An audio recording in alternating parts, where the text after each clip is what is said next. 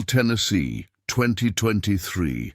A woman stands alone at a county auction, her heart racing as she raises her hand to bid on a dilapidated farmhouse no one else seems to want. Rebecca Mitchell's weathered pickup truck contains everything she owns, the culmination of a decade of saving while raising her daughter on a teacher's salary. As the gavel falls, sealing her ownership of the abandoned Caldwell property, she has no idea that beneath its overgrown fields lies an artifact that will challenge the foundations of American history. The auctioneer's voice cut through the humid summer air. Sold to the lady in the denim jacket for $18,000. Rebecca lowered her trembling hand, hardly believing what she'd just done. At 38, with auburn hair pulled back in a practical ponytail and determination etched in the fine lines around her eyes, she had just spent her life savings on 70 acres of neglected farmland and a house that most considered beyond saving. Got yourself a real fixer-upper there, commented an older man in overalls as the small crowd began to disperse. Caldwell Place hasn't been worked properly in 20 years. Bank's been trying to unload it for the past 3. Rebecca nodded politely but said nothing. She'd heard all the warnings before the auction. The soil was depleted. The farmhouse had structural issues. The property was too far from town to be practical. But what others saw as disadvantages, she viewed as opportunity. The remote location meant affordability. The depleted soil could be regenerated with proper care. And the spacious land would give her 15-year-old daughter, Lily, room to breathe. After years in their cramped apartment, she walked toward the rickety farmhouse that was now hers, each step sending puffs of dust from the dry ground. The August heat pressed down as she climbed the sagging porch steps, the wood creaking beneath her weight. The key the auctioneer had handed her was old-fashioned and heavy in her palm. Before we continue with Rebecca's story, drop a comment letting us know where you're watching from. And if you're enjoying this incredible journey, make sure you're subscribed because tomorrow's story will reveal something even more extraordinary. The ancient lock resisted at first, then yielded with a reluctant groan. The door swung inward, revealing a living room frozen in time. Dust motes danced in the sunlight that filtered through grimy windows. Faded wallpaper peeled at the seams, and the hardwood floors were dulled by years of neglect. But beneath the disrepair, Rebecca could see the bones of something beautiful: high ceilings, intricate woodwork, a stone fireplace that dominated one wall. "I can make this work," she whispered to herself, the words both a promise and a prayer. Rebecca had never planned to become a farmer. With a master's degree in history and 15 years teaching at Pinewood High School, her life had followed a predictable, if challenging, path. But the economic downturn had hit small towns like Millbrook especially hard. Budget cuts had eliminated her position last spring, and job prospects were scarce. When the Caldwell farm came up for auction at a fraction of its value, something had called to her, a chance to rewrite her own story. Outside, the property stretched toward distant tree lines. The once productive fields lay fallow, reclaimed by weeds and scrubby bushes. An old barn listed to one side, its red paint faded to a dull rust. Equipment sheds stood with doors hanging from broken hinges. It was overwhelming when viewed as a whole. But Rebecca had learned to break impossible tasks into manageable pieces. She returned to her truck and pulled out a notebook, beginning to sketch a rough property map and prioritize immediate needs. Clean water, functional electricity, a safe roof over their heads. The rest could come later. As the sun began its descent, casting long shadows across the abandoned farm, Rebecca felt a mix of terror and exhilaration. She had just committed every penny she had to this wild gamble. There would be no safety net, no fallback position if she failed. Her phone chimed with a text from Lily.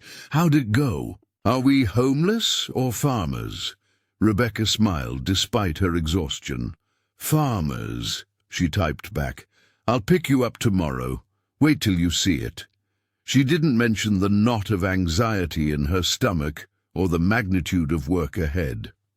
Lily had weathered enough challenges since her father had walked out 10 years ago. This new beginning needed to be framed as an adventure, not another hardship to endure. That night, Rebecca slept in her truck parked on her new property, unwilling to make the hour. Drive back to their apartment, only to return the next day. As darkness enveloped the farm, the sounds of the countryside surrounded her.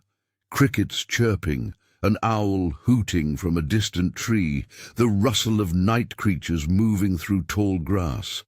The stars blazed overhead, undiminished by city lights, and Rebecca fell asleep, counting them through the truck window.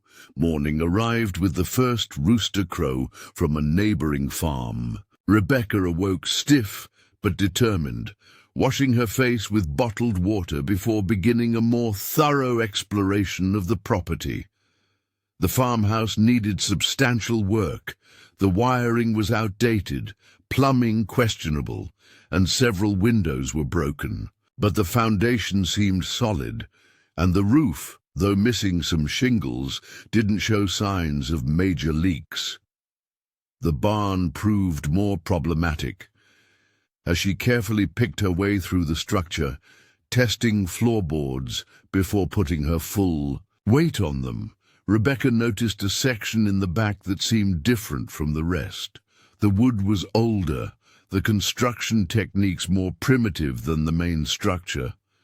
Must have been the original barn, she murmured, running her hand. Along rough-hewn beams darkened by age. They built around it instead of tearing it down. In the far corner, something caught her eye. A trapdoor set into the floor, its iron ring handle nearly invisible under decades of dust and cobwebs. Curiosity piqued. Rebecca knelt and pulled. The door refused to budge at first, then suddenly gave way, releasing a cloud of musty air that made her cough. A narrow ladder descended into darkness. Rebecca hesitated, then fished her phone from her pocket and activated the flashlight. The beam revealed what appeared to be a root cellar, a small space with earthen walls reinforced by timber. Shelves lined one side, still holding ancient canning jars with contents long since turned to unidentifiable mush. "Hello, winter storage," Rebecca said to herself, mentally adding clean root cellar to her ever-growing list of tasks. As she turned to leave, her light glinted off something metallic in the far corner. Ducking her head to avoid the low ceiling, Rebecca made her way toward it.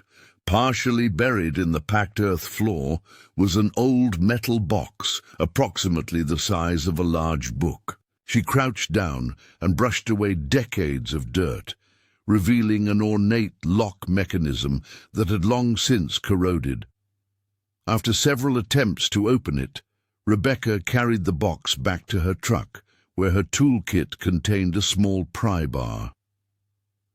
With careful pressure, the lock finally surrendered with a snap.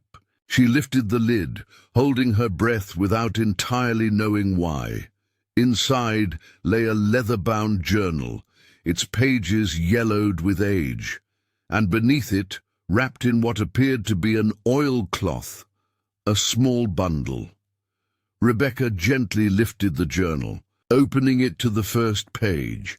The handwriting was elegant but faded, the ink brown rather than black with age. At the top of the page, a date, April 17th, 1776. Rebecca's historian training immediately kicked in.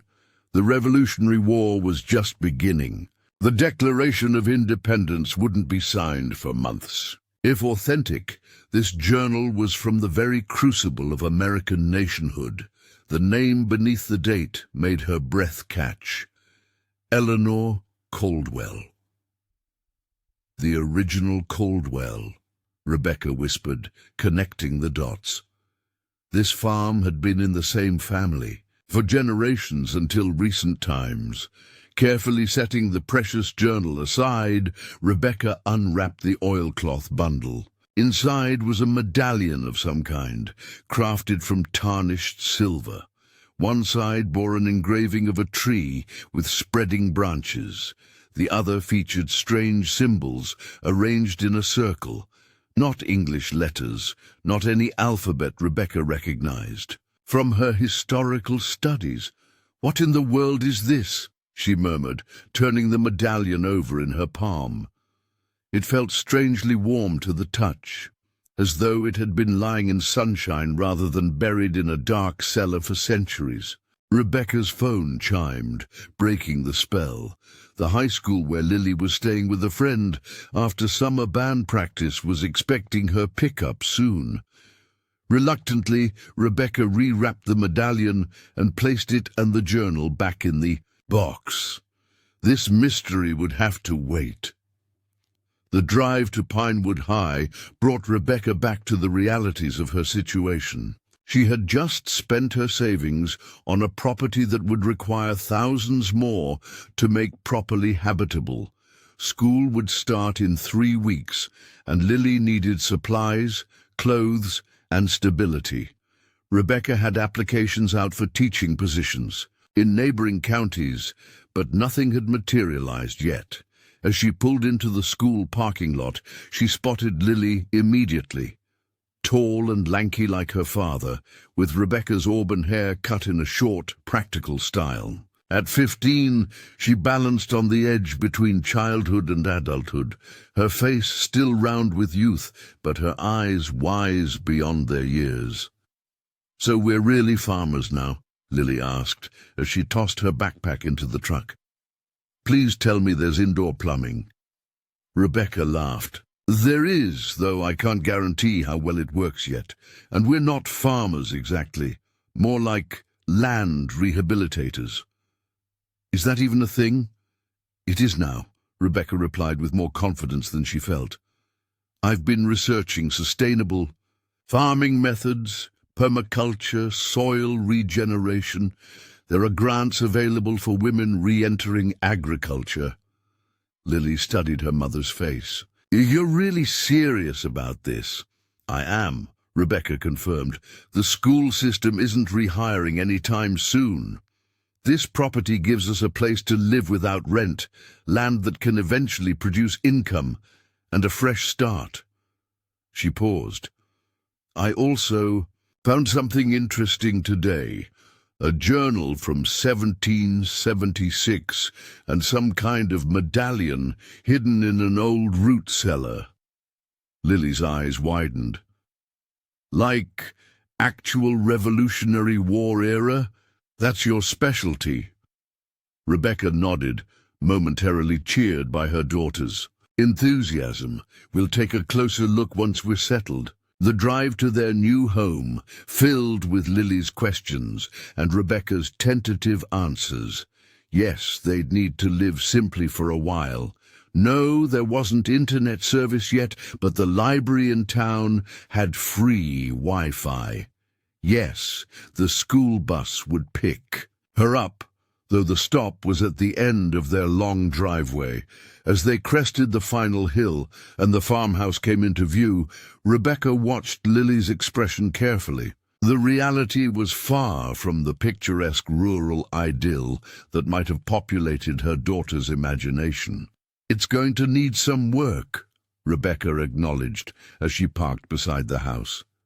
"But it has good bones." Lily climbed out of the truck, turning slowly to take in their new domain. "It's so quiet," she finally said, "and big. We've got actual land." 70 acres, Rebecca confirmed. Most of it overgrown, but it's ours. They spent the rest of the day unloading their meager belongings from the truck and cleaning the 2 bedrooms and kitchen enough to make them temporarily habitable. Rebecca had arranged for a power company crew to reconnect electricity the following day, but for tonight they would make do with battery-powered lanterns. As dusk approached, they sat on the porch steps eating sandwiches brought from town, watching fireflies begin their nightly dance across the fields. "What made you do it, Mom?" Lily asked suddenly. "Buy this place, I mean. It doesn't seem like you." Rebecca considered the question. "Maybe it isn't the me I've been," she said slowly, "but perhaps it's the me I could become."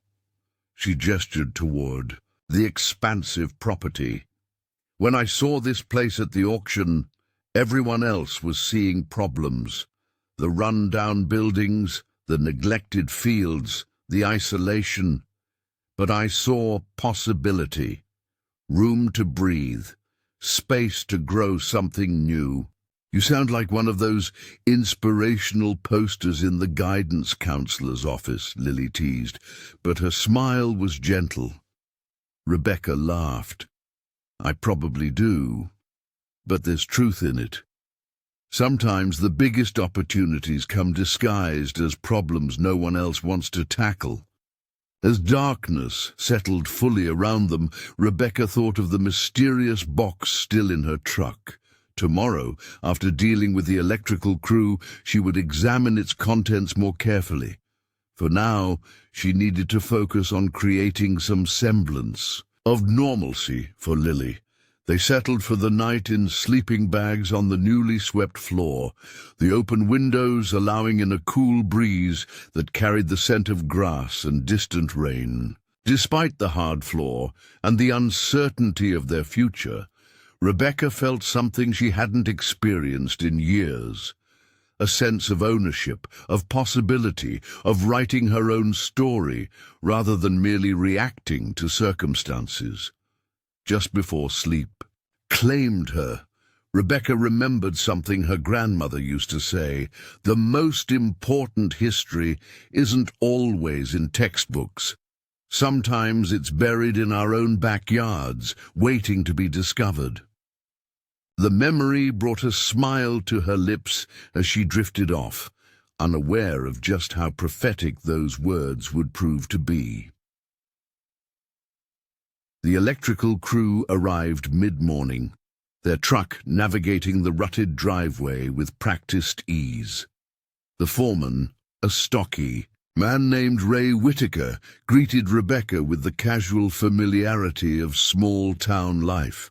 "Heard you bought the old Caldwell place," he said, reviewing the work order. "My granddad used to mention trading with the Caldwells back in the day. Said they always had the best sweet corn in the county." "I'm hoping to bring some of that back," Rebecca replied, walking him toward the weathered utility pole near the house.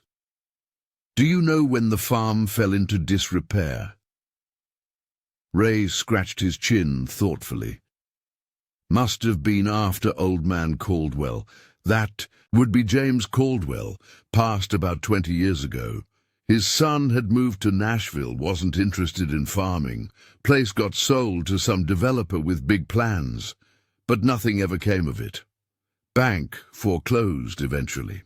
This information filled in some gaps in Rebecca's understanding of the property's recent history, but her mind kept returning to the journal and its much earlier writer, Eleanor Caldwell, from 1776.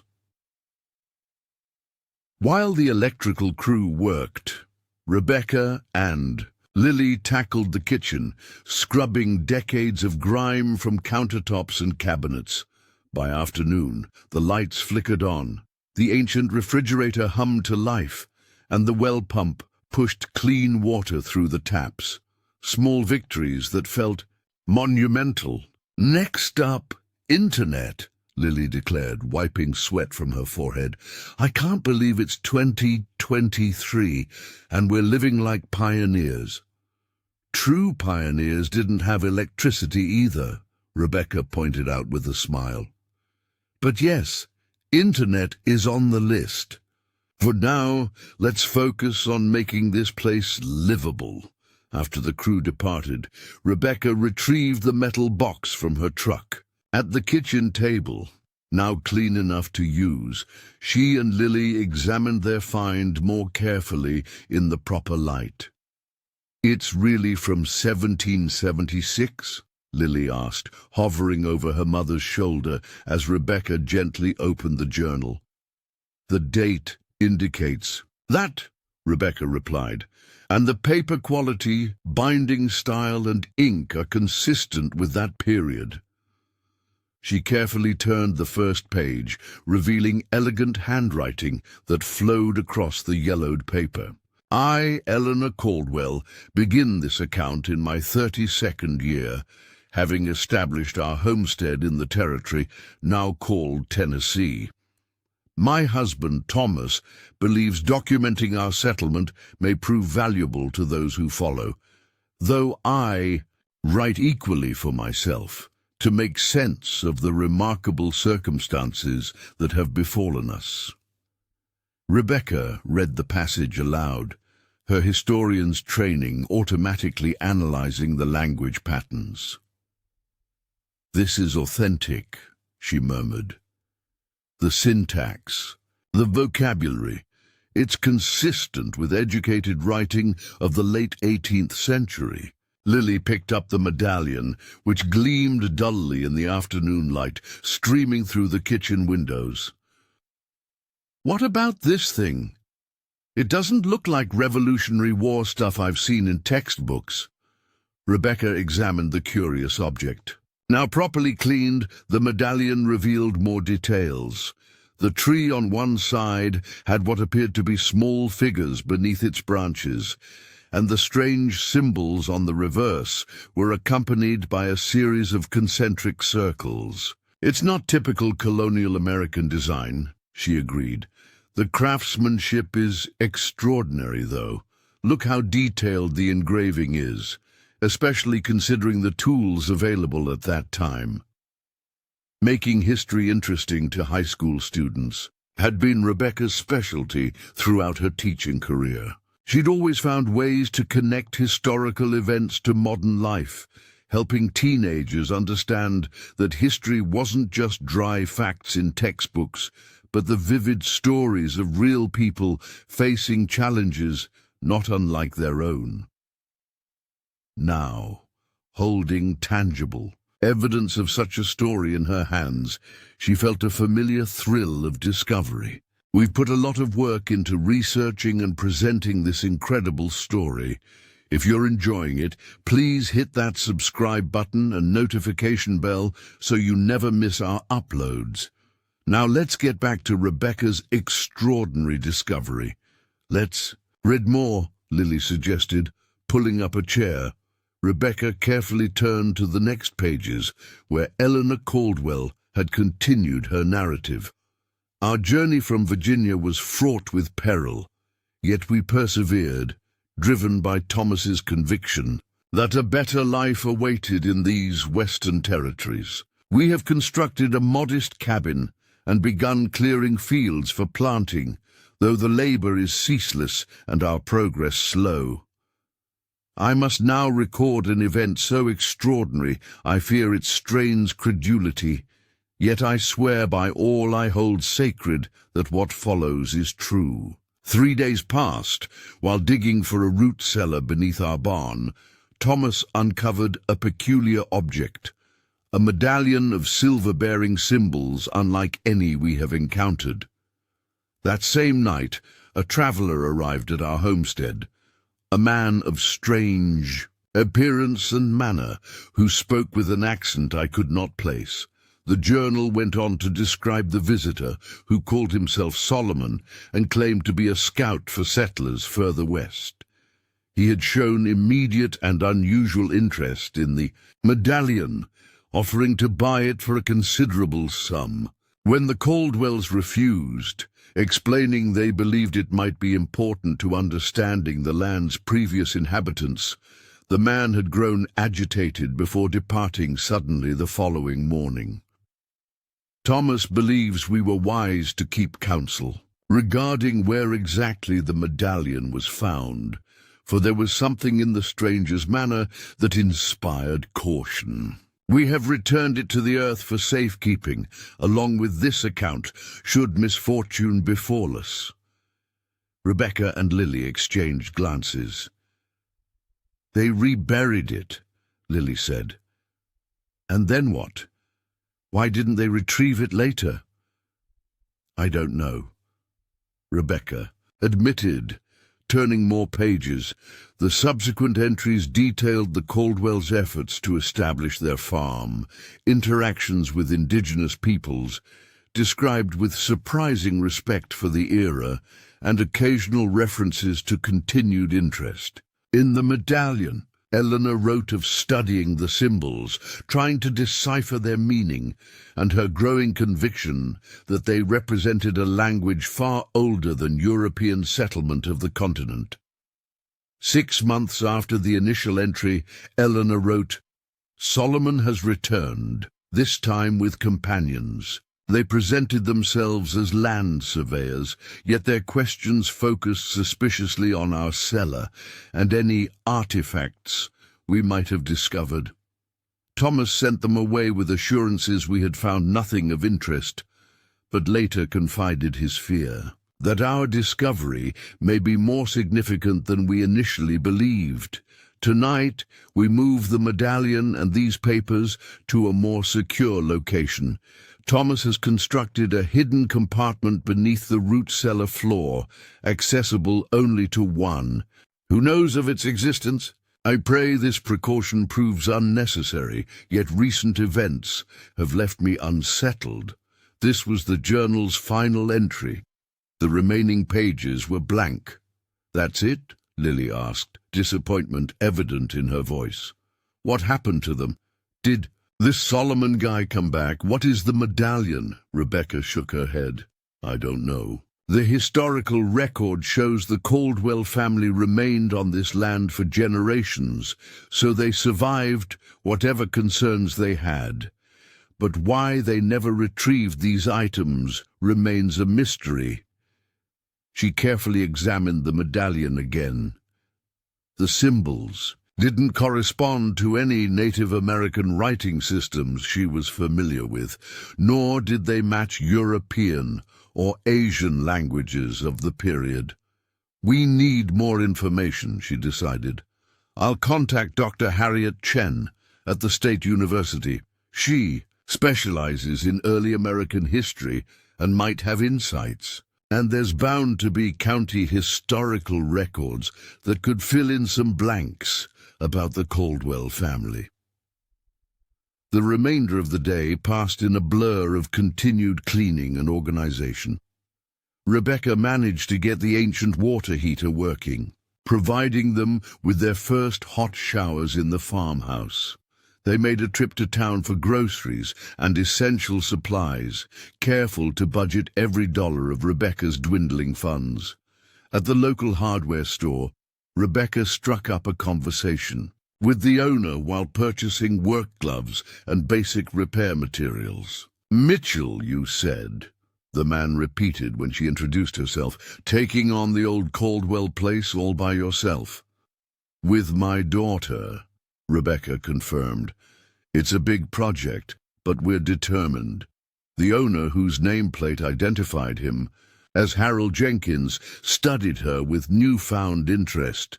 "Brave undertaking. That property needs a lot of work, but it's good land underneath all that neglect." He leaned forward conspirationally. "Between you and me, Preston Development has been trying to get their hands on that parcel for years. Wanted to build some fancy subdivision, but James Caldwell refused to sell while he was alive, and then the timing never worked out after he passed." Rebecca frowned. "Preston Development?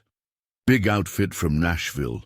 Owner's son, Blake Preston, comes around every few months to check on properties they're interested in. Smooth talker, that one. Wouldn't be surprised if he pays you a visit once word gets out there's a new owner. This information gave Rebecca pause. Why would a major development company be interested in a remote farm with depleted soil? The property wasn't particularly close to expanding suburban areas, nor did it have special features like river frontage that would make it valuable for upscale housing. Back at the farmhouse, as evening approached, Rebecca found herself drawn again to Eleanor's journal. She studied the detailed descriptions of the farm's original layout, noting with interest that the spring that supplied their water was described as uncommonly sweet and healthful, and that certain fields produced crops of remarkable abundance. A knock at the door startled her from her reading. Lily, who had been organizing her room, came down the hallway with a questioning look. "Are we expecting someone?" she whispered. Rebecca shook her head, moving to the front window to peer out. A sleek black SUV with Nashville plates was parked in their driveway. Standing on the porch was a man in his early 40s, dressed in business casual attire that looked jarringly out of place against the backdrop of the weathered farmhouse. She opened the door cautiously. "Rebecca Mitchell." The man offered a practiced smile and an outstretched hand. "Blake Preston, Preston Development. I heard there was a new owner out here and thought I'd stop by to introduce myself." So Harold Jenkins had been right. Rebecca shook his hand briefly, noticing his firm grip and the expensive watch on his wrist. "Mr. Preston, this is a surprise. Please call me Blake. May I come in? I have a proposition that might interest you." Rebecca hesitated, then stepped back to allow him entry, catching Lily's curious gaze from the hallway.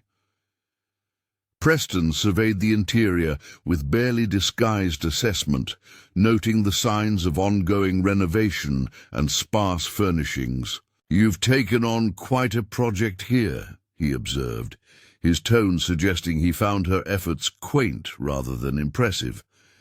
"We're making progress," Rebecca replied evenly. "What can I do for you, Mr. Preston?" He smiled again, apparently unperturbed by her return to formality. "As I mentioned, I have a proposition. My company has been interested in this property for some time. We see significant development potential that would transform this," he gestured vaguely, "challenging situation into a considerable profit for you." "I'm not interested in selling," Rebecca stated firmly. Preston raised an eyebrow. "You haven't heard my offer yet. Preston Development is prepared to pay $60,000 for the property, more than 3 times what you paid at auction. You'd walk away with a substantial profit and none of the headaches of trying to resurrect a failed farm." The figure momentarily took Rebecca aback. Such a sum would solve their immediate financial concerns and provide a cushion while she found new employment. But something felt wrong about Preston's timing and his apparent knowledge of her auction purchase price. "I appreciate the offer, but we've just begun establishing ourselves here. I have plans for this farm." Preston's smile dimmed slightly. "Ms. Mitchell, I admire your enthusiasm, but farming is a difficult business even for those with experience and capital. You appear to have neither." The condescension in his tone ignited a spark of irritation in Rebecca. "Then it's fortunate I'm a quick learner, Mr. Preston. As I said, I'm not interested in selling. Perhaps you should take some time to consider," he suggested, reaching into his jacket to produce a business card. "The offer won't remain open indefinitely. There are certain advantages to moving quickly." The implied pressure only strengthened Rebecca's resolve. "If I change my mind, I'll be in touch, but I wouldn't count on it." Preston's gaze hardened momentarily before his smooth facade returned. Of course. He turned to leave, then paused. By the way, have you found anything interesting on the property? Old structures, historical items? The Caldwell place has quite a history, I'm told.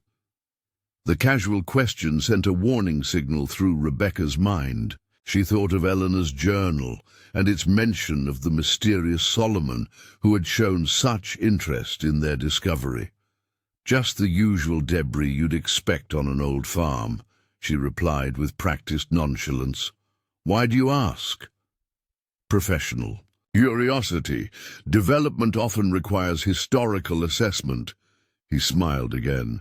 I'll see myself out. Do think about my offer, Miss Mitchell. Life throws rare opportunities sometimes. It's wise to recognize them when they appear. After his departure, Lily emerged fully from the hallway. What was that about? Is he trying to buy our farm already? Apparently. So, Rebecca confirmed, watching through the window as Preston's SUV disappeared down their driveway, and he seemed awfully interested in whether we'd found anything historically significant. Lily's eyes widened. Like the medallion? Perhaps.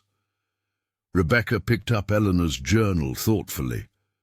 But how would he know about that? It's been hidden since 1776.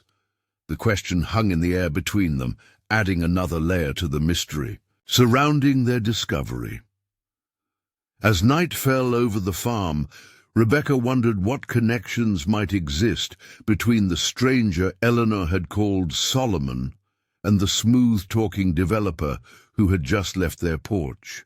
2 centuries separated them, yet both had appeared shortly after the medallion's discovery, both showing unusual interest in what might be buried on Caldwell land. Rebecca returned to the journal, studying Eleanor's precise handwriting as though the faded ink might reveal secrets beyond the written words. Whatever this medallion represented, it had been important enough for the original Caldwells to hide carefully, important enough to document in detail, and now, perhaps, important enough for Preston Development to offer 3 times market value for land that had languished unwanted for years. Mom, Lily said suddenly, did you notice the symbol on Preston's business card? The company logo. Rebecca picked up the card Preston had left. The Preston Development logo was stylized but unmistakable once noticed. A tree with spreading branches, remarkably similar to the one engraved on the ancient medallion. Rebecca stared at the business card, a chill running through her despite the warm evening. The similarity between Preston Development's logo and the medallion's engraving couldn't be coincidental. She placed the card beside the silver artifact on the kitchen table, and the resemblance became even more striking. The same general shape, the same distinctive branch pattern. This can't be random, she murmured, more to herself than to Lily. The question is whether Preston knows about the medallion specifically, or if he's operating on some kind of family knowledge passed down through generations. Like a treasure hunt that's been going on for centuries, Lily suggested, eyes wide with excitement. Rebecca smiled at her daughter's enthusiasm, but felt a growing unease. Maybe. But if that's the case, why the sudden urgency? This medallion has been hidden for nearly 250 years. Why is Preston Development so interested in this property now? She opened her laptop, grateful they'd managed to set up a cellular hotspot for temporary internet access. A search for Preston Development Nashville returned numerous results. News articles about commercial developments, a corporate website showcasing luxury residential communities, and several mentions of community partnerships and charitable initiatives. They look legitimate, Rebecca said, scanning through the corporate profile. Founded in 1976 by William Preston, current CEO Blake Preston took over in 2015. Real estate portfolio worth over $500 million. Lily peered over her shoulder at the screen. Check if there's anything about their company history or family background. Rebecca navigated to the About Us section of the company website. The corporate history was predictably sanitized, focusing on growth metrics and successful projects. A separate page featured executive biographies, including Blake Preston's. His photo matched the man who had just left their farmhouse. Confident smile, carefully styled hair, the polished look of someone accustomed to getting what he wanted. The biography mentioned Preston was a fifth-generation Tennessean whose family had deep historical ties to the region's development since the late 18th century. No specific details were provided about those historical ties, but the time frame aligned perfectly with Eleanor Caldwell's journal. "Mom, look at this," Lily said, pointing to a small section at the bottom of Preston's biography. It says his hobbies include historical artifact collection, specializing in pre-Revolutionary War American objects. Rebecca sat back, processing this information. So our friendly developer isn't just a businessman, he's a collector with specific interest in exactly the time period our medallion comes from. Do you think he knows what it is? What it means? Lily asked. I don't know, Rebecca admitted, but I intend to find out before he comes back with another offer. The next morning, Rebecca contacted Dr. Harriet Chen at the State University, leaving a detailed message about their discovery. While waiting for a response, she and Lily drove to the county records office in Millbrook, hoping to find information about the original Caldwell homestead. The records office was housed in a brick building on the town square, its interior cool and quiet compared to the August heat outside. An elderly clerk named Ms. Pemberton guided them to the historical property record section after Rebecca explained their interest. The Caldwell farm is one of the oldest continuously held properties in the county, Ms. Pemberton informed them, pulling out a large, leather-bound volume. Original land grant signed in 1775, if I recall correctly. The record book confirmed this, showing Thomas Caldwell had received a 200-acre land grant from the colonial government just before the Revolutionary War began. Subsequent pages documented the property's passing through generations of Caldwells, occasional boundary adjustments, and the construction of new farm buildings over the centuries. What can you tell me about the family itself? Rebecca asked. Were the Caldwells prominent in local history? Ms. Pemberton's eyes lit up at the question. Oh my, yes, the early Caldwells were quite remarkable. Thomas served in the Revolutionary War after establishing the homestead. Their farm was known for extraordinary productivity. Some crops grew there that shouldn't have thrived in our soil and climate. The family was also unusually progressive for their time. They educated their daughters when that was rare, maintained peaceful relations with indigenous peoples, and later refused to own slaves when most large landholders did. What about Eleanor Caldwell specifically? Rebecca pressed. The original settler's wife? A fascinating woman by all accounts, Ms. Pemberton replied. Local lore suggests she was something of a healer, knowledgeable about plants and their medicinal properties. People came from considerable distances seeking her remedies. She lowered her voice conspiratorially.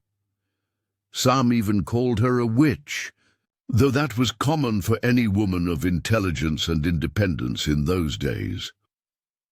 The clerk disappeared momentarily into a back room, returning with a thinner volume. This contains collected correspondence and personal accounts from early settlers. There are several mentions of Eleanor Caldwell you might find interesting.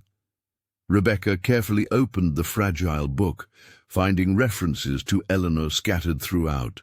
Most described her remedies for various ailments or her gardening expertise, but one account, written by a neighboring settler in 1780, caught Rebecca's attention. Mistress Caldwell's garden yields produce like none other in the territory. Plants that wither on my land flourish in her care, as though the very soil of the Caldwell farm possesses special properties. I have observed her on occasion consulting. Strange markings on a silver disc before planting. Perhaps some European farming tradition unknown to me. The medallion, Lily whispered, reading over Rebecca's shoulder. Rebecca nodded, excitement building. Eleanor hadn't simply found the artifact, she had actively used it, apparently in connection with the farm's legendary productivity. If you're enjoying this incredible story of discovery, make sure to like this video and subscribe to our channel for more amazing historical revelations. Now let's continue with Rebecca's investigation. Further research revealed the Caldwell farm had maintained its reputation for exceptional productivity for nearly 200 years, until the mid-1970s, when James Caldwell, the last family member to actively farm the land, reported increasing difficulties with soil quality and crop yields. "That's odd," Rebecca remarked as they drove back to the farm. "Why would land that had been fertile for 2 centuries suddenly decline?" "Maybe whatever made it special wore off," Lily suggested. "Or maybe James Caldwell wasn't using the medallion correctly?" The question lingered as they returned home to find a message from Dr. Chen, who had agreed to examine their discoveries the following day. That evening, Rebecca spread Eleanor's journal, their historical research, and Preston's business card across the kitchen table, trying to connect the pieces. "Let's assume the medallion is the key to the farm's productivity," she said, thinking aloud. Eleanor used it somehow to enhance the soil or determine optimal planting locations. The knowledge was passed down through generations of Caldwells. Then something happened in the 1970s, Lily continued the thought. The farm started failing, and eventually the family lost it. And now Preston Development wants it badly enough to offer way more than market value. Rebecca tapped the business card thoughtfully. And Preston Development was founded in 1976, right around when the farm began declining. She opened her laptop again, searching for news archives from that period. After an hour of digging, she found a small article from the Millbrook Gazette, dated May 1975. Local farmer James Caldwell reports theft of family heirloom from farmhouse. Caldwell described the stolen item as a silver disc with unusual markings that had been in his family since before the Revolutionary War. No suspects have been identified. "That's it!" Rebecca exclaimed. "Someone stole the original medallion in 1975. The one we found must be a duplicate, or maybe the original was recovered and hidden again." "But who would steal it?" Lily asked. "And why?" Rebecca's gaze fell on Preston's business card. William Preston founded Preston Development in 1976, 1 year after the theft. And now his son collects pre-revolutionary artifacts and wants our land. The implications were disturbing. If the Prestons had somehow learned about the medallion's significance and stolen it, they might have been monitoring the property for decades, waiting for an opportunity to acquire it legally. Rebecca's purchase at auction had disrupted their plans, hence Blake Preston's swift appearance and generous offer. A rattling sound from outside interrupted their theorizing. Rebecca moved to the window, peering out into the darkness. The security lights they'd installed illuminated the yard dimly, showing nothing immediately concerning. Probably just an animal. she reassured Lily, though she double-checked the locks on the doors before they went to bed. That night, Rebecca dreamed of Eleanor Caldwell walking through lush fields, the medallion gleaming in her hand as crops grew visibly in her footsteps. The dream shifted, and suddenly Blake Preston was there, watching from the forest edge, his expression hungry and calculating. She awoke at dawn, the dream lingering uncomfortably. After making coffee, she returned to Eleanor's journal, reading it more carefully. On a second reading, she noticed subtle references she'd missed before, Eleanor mentioning applying the guidance before planting, or consulting the ancient wisdom during full moons. Most intriguing was a passage where Eleanor described burying small clay pots at specific points around the property, each containing soil enriched according to the pattern. The pattern? Could she have meant the symbols on the medallion? Rebecca was still pondering this when a vehicle approached around mid-morning. Rather than Preston's luxury SUV, it was a modest sedan that parked near the house. A woman in her 50s emerged, dressed in practical khakis and a university polo shirt. "Dr. Chen, I presume," Rebecca called, walking out to meet her. The professor nodded, offering a firm handshake. "Rebecca Mitchell, thank you for reaching out. Your message about an 18th century journal and artifact was too intriguing to ignore." Inside, Dr. Chen examined Eleanor's journal with the reverent care of a true historian, using cotton gloves she'd brought specifically for this purpose. Her expression grew increasingly animated as she turned the delicate pages. "This is extraordinary," she confirmed after her initial review. "Absolutely authentic to the period, and a remarkably detailed account of early Tennessee settlement." She looked up at Rebecca. "This alone is historically significant. Where did you say you found it?" Rebecca described the discovery in the root cellar, then carefully unwrapped the medallion. Dr. Chen fell silent when she saw it, her professional composure momentarily slipping. "May I?" she asked, reaching for it with gloved hands. The professor examined the artifact meticulously, studying the tree engraving and the mysterious symbols with a magnifying glass she produced from her bag. "This is unlike anything I've seen from colonial America," she finally said. "The craftsmanship is exceptional, but the style doesn't match European, Native American, or African traditions of the period." She turned it over repeatedly. "These symbols, they're not any writing system I recognize, yet they're clearly intentional, organized in a pattern that suggests language or mathematical notation." "Do you think it could be older than colonial settlement?" Rebecca asked. "Perhaps. Something indigenous peoples created?" Dr. Chen shook her head slowly. "It doesn't match known indigenous metallurgy either.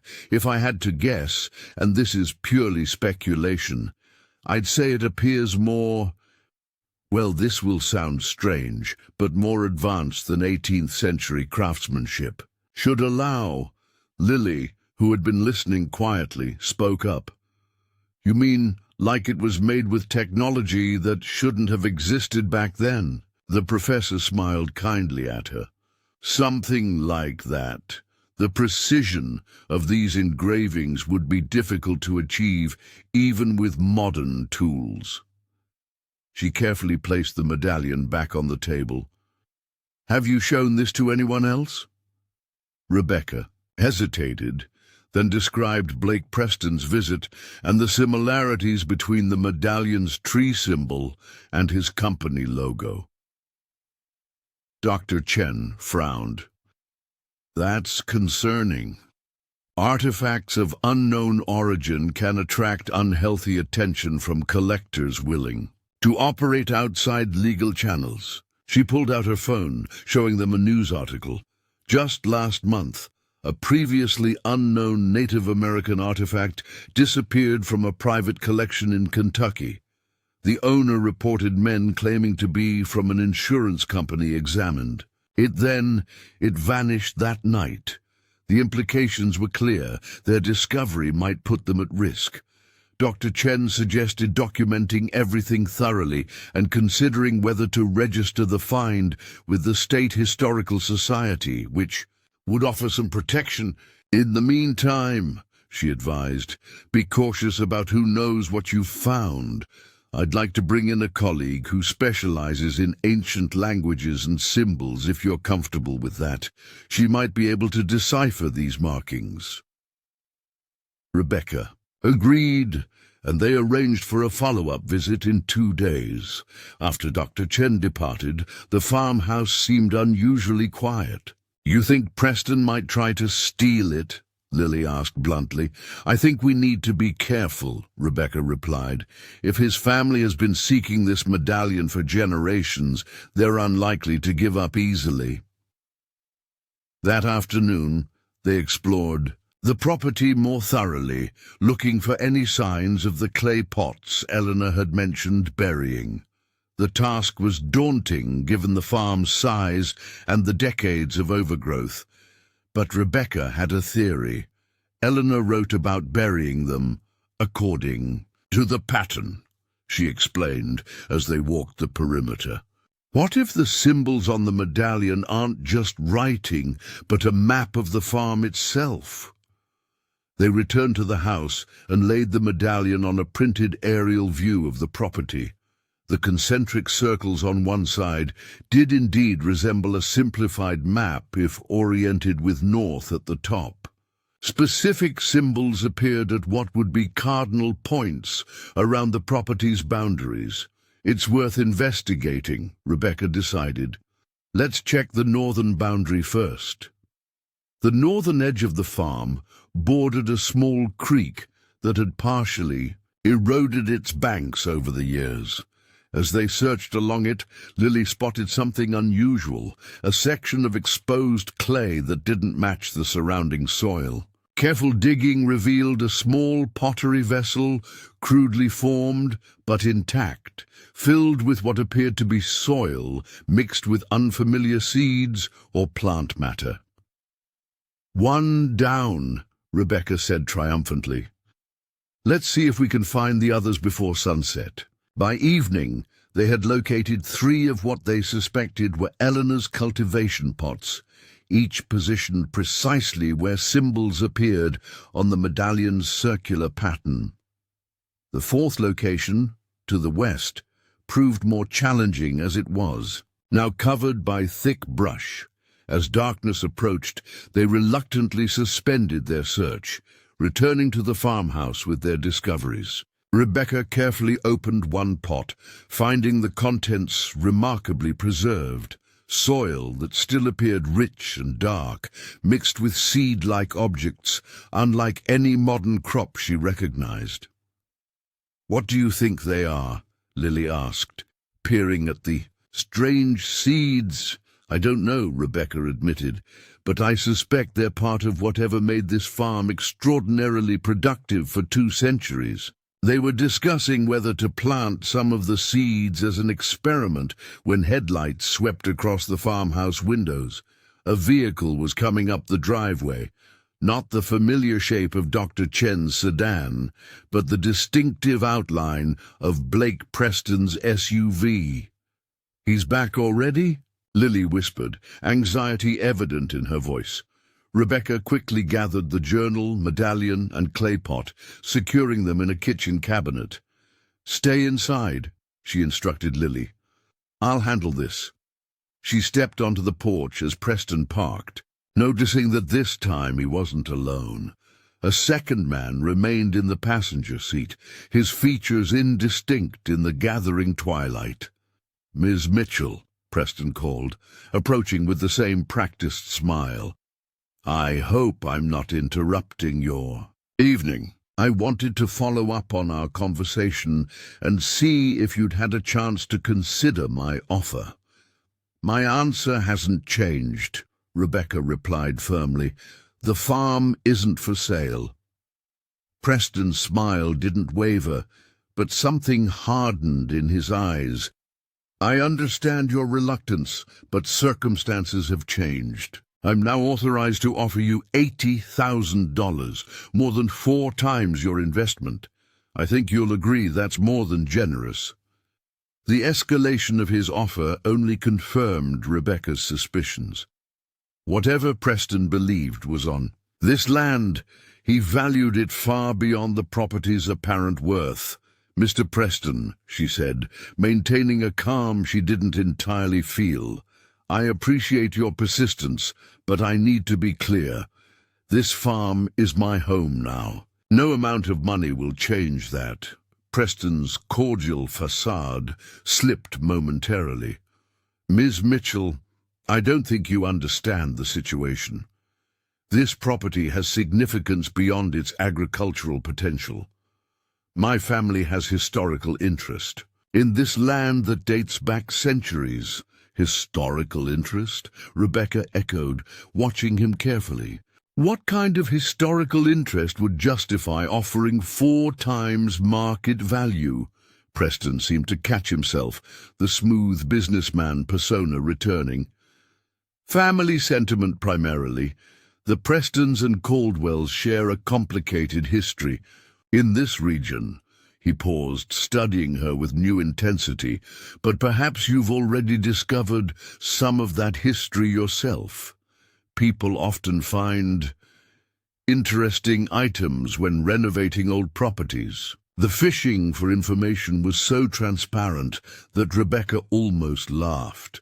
Instead, she met his gaze steadily. Just the usual assortment of rusty farm equipment and mouse nests, I'm afraid. Nothing of historical significance. Something like disappointment flickered across Preston's face, quickly masked. Well, if you do come across anything unusual, I'd be very interested. As a collector, I'm always looking to preserve historical artifacts properly, with appropriate compensation. Of course, I'll keep that in mind, Rebecca replied neutrally. Preston retreated a step, his manner cooling. My offer remains open for 48 hours, Ms. Mitchell. After that, I can't guarantee the same terms will be available. The statement carried an undertone that felt uncomfortably like a threat. As he returned to his vehicle, Rebecca noticed the passenger door opening. The second man stepped out briefly, ostensibly to stretch his legs, but his gaze swept systematically across the farmhouse and surrounding property, assessing rather than admiring. Something about his methodical survey sent a chill down Rebecca's spine. The man caught her watching him and nodded once, a gesture neither friendly nor hostile, before returning to the SUV. As they drove away, Rebecca couldn't shake the feeling that Preston's next visit wouldn't be so polite. Back inside, Lily was waiting anxiously. What did he want? The same thing, just with more money attached, Rebecca replied, locking the door with a newfound sense of urgency. And I think he's getting impatient. They discussed calling the sheriff about Preston's increasingly pressured approach, but without any explicit threat, there was little to report. Instead, Rebecca focused on securing their discoveries, moving the journal, medallion, and clay pots to a less obvious hiding place in a kitchen floorboard they discovered was loose during cleaning. That night, as Lily slept, Rebecca sat at the kitchen table with Eleanor's journal, reading by lamplight. She turned to the final entries again, searching for any clue about what had happened after Eleanor and Thomas hid the medallion. Why had they never retrieved it? What had become of the mysterious Solomon who had shown such interest in their discovery? As she carefully turned a page, a folded piece of paper fell out, thinner and visibly newer than the journal's original pages, yet still aged. Unfolding it revealed handwriting different from Eleanor's, more hurried, less formal, and dated. 1975. To whoever finds this, the original medallion has been stolen. I've placed this replica, crafted by my grandfather, with Eleanor's journal for safekeeping. The Caldwell legacy must be protected from those who would exploit it. The soil grows weaker without proper tending according to the ancient pattern. Trust no one named Preston. James Caldwell. The message confirmed Rebecca's suspicions while raising new questions. What was the Caldwell legacy that needed protection? How had James known to distrust the Prestons specifically? And most importantly, if what they'd found was only a replica, where was the original medallion now? Rebecca stared at James Caldwell's note, pieces of the puzzle shifting in her mind. The medallion they'd found was a replica, skillfully crafted, but not the original artifact that had apparently powered the farm's legendary productivity for nearly 2 centuries. The original had been stolen in 1975, presumably by the Prestons or someone working for them, yet they still wanted this land badly enough to offer 4 times its market value. Why? If they already possessed the original medallion, what more could they want from this property? She carefully refolded James's note and slipped it back into the journal, then stood by the kitchen window, gazing out at the moonlit fields. The farm was beautiful in the silvery light, its flaws and neglect softened by darkness.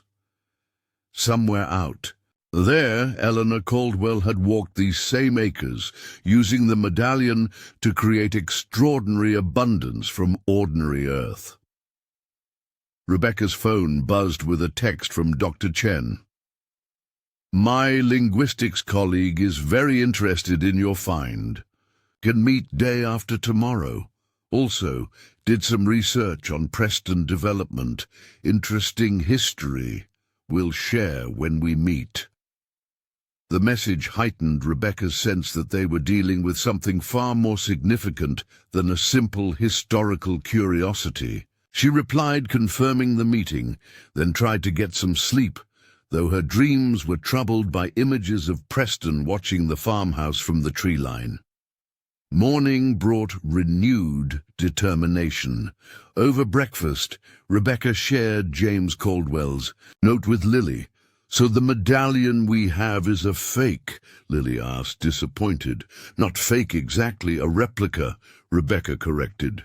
James called it a copy his grandfather made, which would date it to the early 1900s, and it was important enough that he hid it with Eleanor's journal when he realized someone was after the original.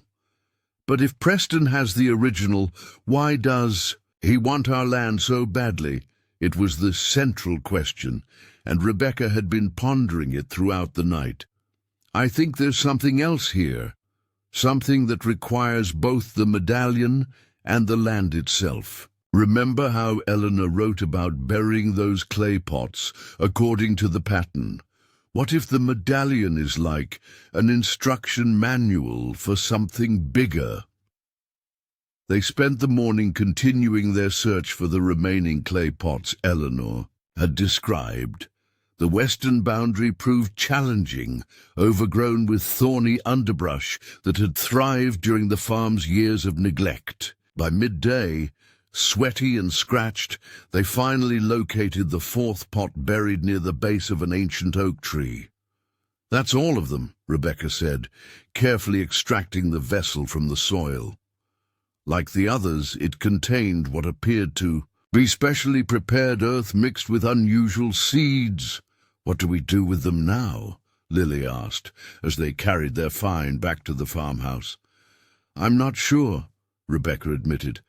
Eleanor's journal mentions placing them at specific points on the property, but not what happened after that.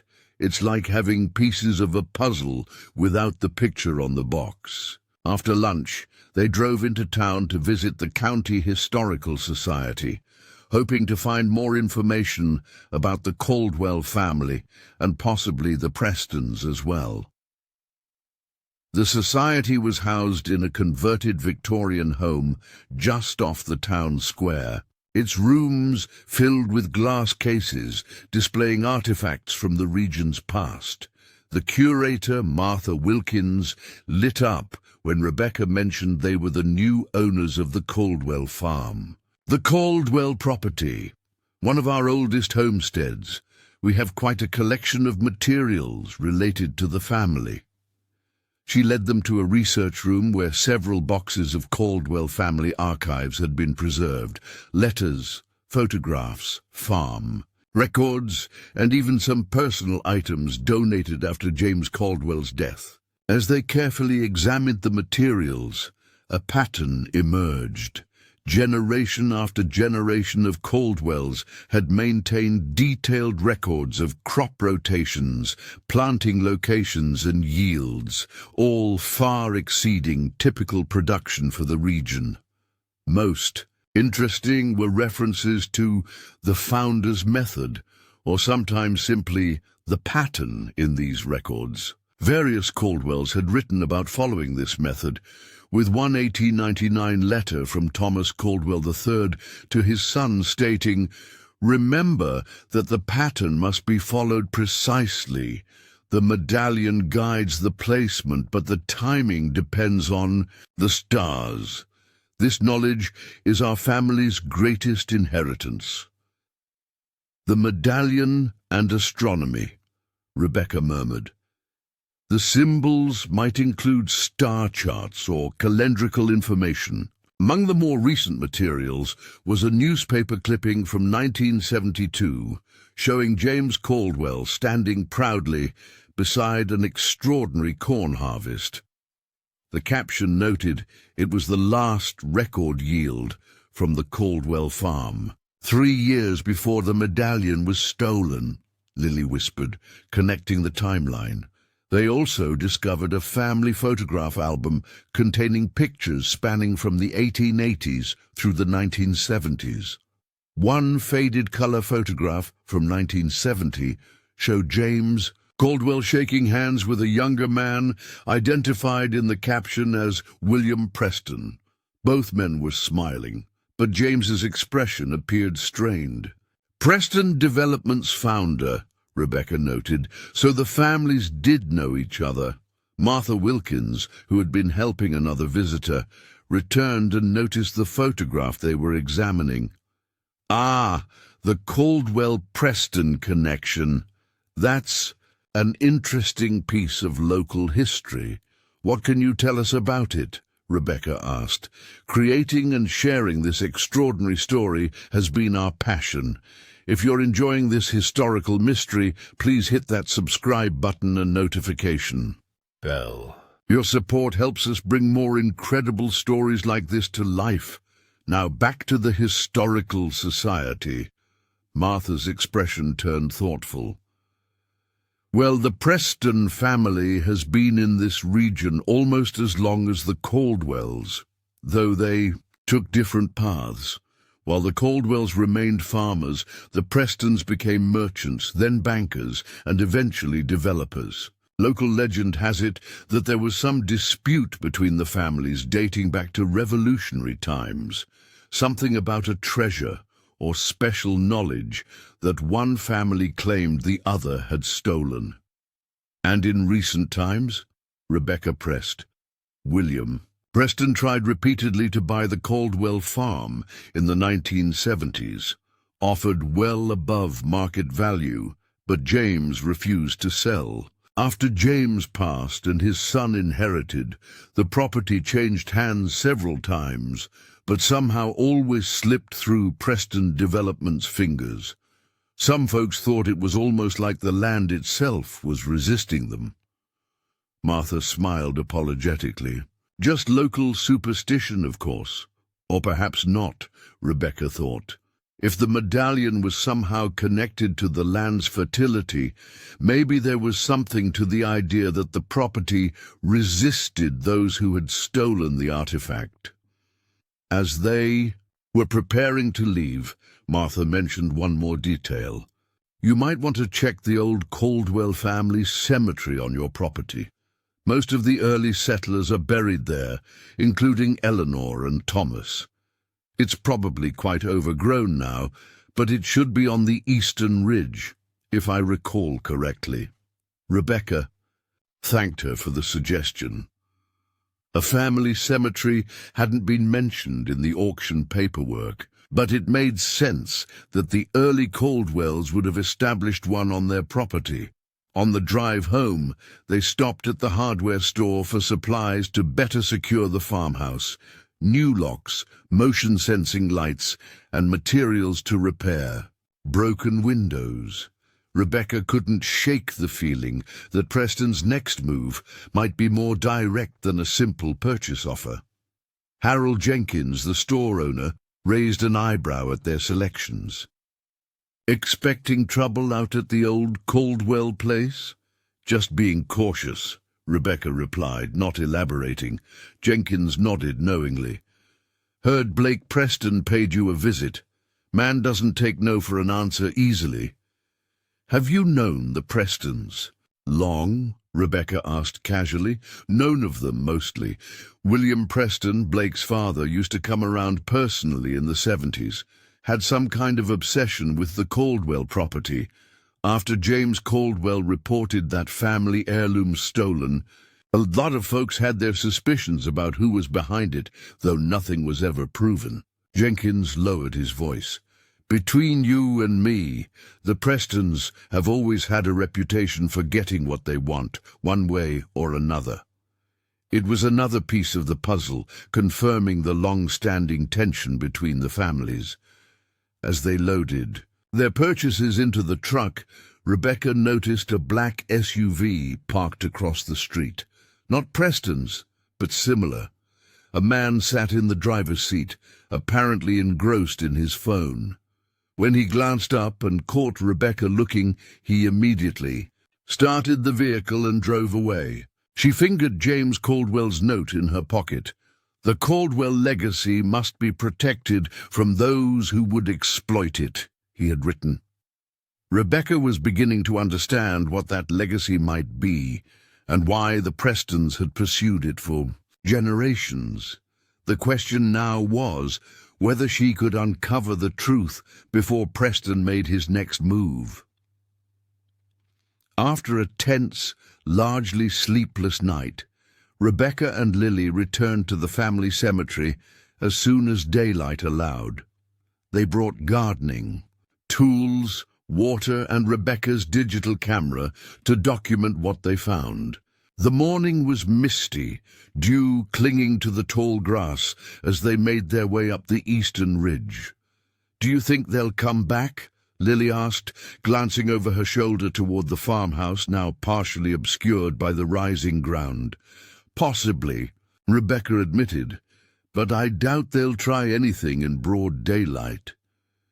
She didn't voice her deeper concern that Preston might escalate from trespassing to more aggressive tactics now that his security patrol ruse had failed.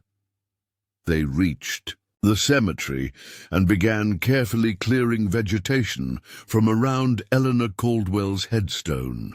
With the overgrowth removed, the circular pattern of embedded stones became fully visible.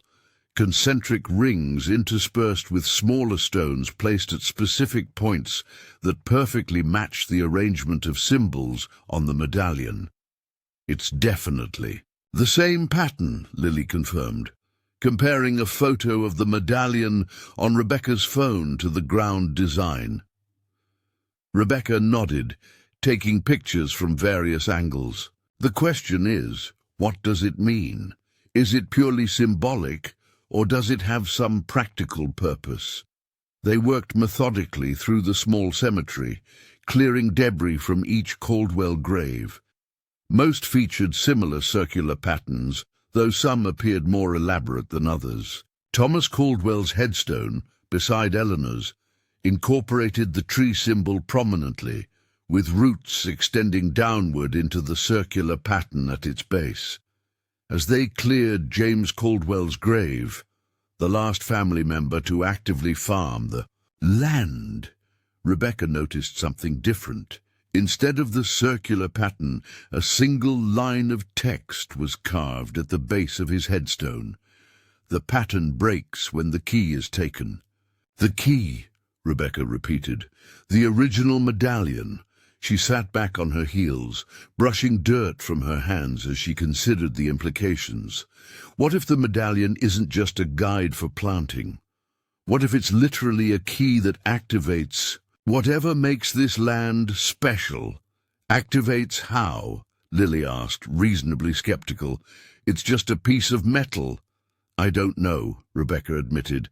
But James stopped getting extraordinary yields after the medallion was stolen, and he specifically created a replica and hid it with Eleanor's journal, suggesting he thought it might still serve some purpose. They finished documenting the cemetery and returned to the farmhouse to prepare for their meeting with Dr. Chen and her linguistics colleague. Rebecca was securing the replica medallion and journal in her bag when Lily called from the kitchen window. "Mom, someone's coming up the driveway." Rebecca tensed, moving quickly to see who was approaching. Relief washed over her when she recognized Dr. Chen's sedan rather than Preston's SUV or the mysterious dark car from the previous night. Two women emerged from the vehicle, Dr. Chen and a younger woman carrying a laptop case and what appeared to be specialized photographic equipment. "Miss Mitchell," Dr. Chen called, waving as they approached the house. "This is Dr. Maya Patel, the colleague I mentioned. She specializes in ancient writing systems and archaeoastronomy." After introductions and a brief explanation of the previous night's events, which clearly concerned both academics, they settled at the kitchen table where Rebecca laid out their discoveries. Eleanor's journal, the replica medallion, one of the clay pots, and photos of the cemetery patterns. Dr. Patel examined each item methodically, her expression growing increasingly animated. "This is remarkable," she finally said, looking up from the medallion. "These symbols combine elements from several ancient writing systems, including some Phoenician characters, but arranged in a pattern that suggests astronomical significance." "Astronomical?" Rebecca asked. "Like star positions?" "Precisely, Doctor," Patel confirmed. "The concentric circles likely represent celestial spheres, a common way of depicting the cosmos in many ancient traditions. The specific symbols could mark star positions or seasonal alignments. May I?" She gestured to her laptop. At Rebecca's nod, Dr. Patel opened a specialized software program and began comparing the medallion's pattern with star charts. After several minutes of adjustment, she sat back with a satisfied expression. "It's a sky map," she explained, turning the screen so they could all see. "These symbols mark specific star positions as they would have appeared from this latitude around 1775–1776, when Eleanor first documented the medallion. But there's something else. The arrangement creates a calendar of sorts, marking significant astronomical events like solstices and equinoxes. If you've been captivated by this historical mystery so far, make sure to hit the subscribe button and notification bell. Your support helps us continue bringing these fascinating stories to life. Now let's discover what Dr. Patel has revealed about the mysterious medallion. "A calendar tied to planting cycles would make sense for a farm," Rebecca observed. "Many agricultural societies base their planting schedules on astronomical events." "True," Dr. Patel agreed. "But this goes beyond simple seasonal markers. The precision is extraordinary for the 18th century, and some of these alignments are surprisingly complex." She pointed to specific symbols. These appear to track lunar cycles as well as solar ones. And these others, she hesitated. These don't correspond to any known astronomical body in our solar system. Dr. Chen leaned forward. What are you suggesting, Maya? I'm not entirely sure, Dr. Patel admitted. But the pattern incorporates elements I've seen in much older astronomical systems, Sumerian, Egyptian, even pre-Columbian American. It's as though whoever created this was working from knowledge that predates colonial America by thousands of years. The implications hung in the air between them. Rebecca thought of Eleanor's journal, describing the mysterious visitor Solomon, who had shown such interest in their discovery. What about the clay pots? She asked.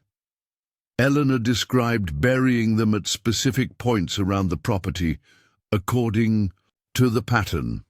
Dr. Patel examined the pot and its contents with growing fascination. The positioning would make sense if you were trying to create a scale model of the celestial pattern on the ground. As above, so below, it's a concept found in many ancient mystical traditions. And the contents, Rebecca pressed, they look like unusual seeds mixed with specially prepared soil.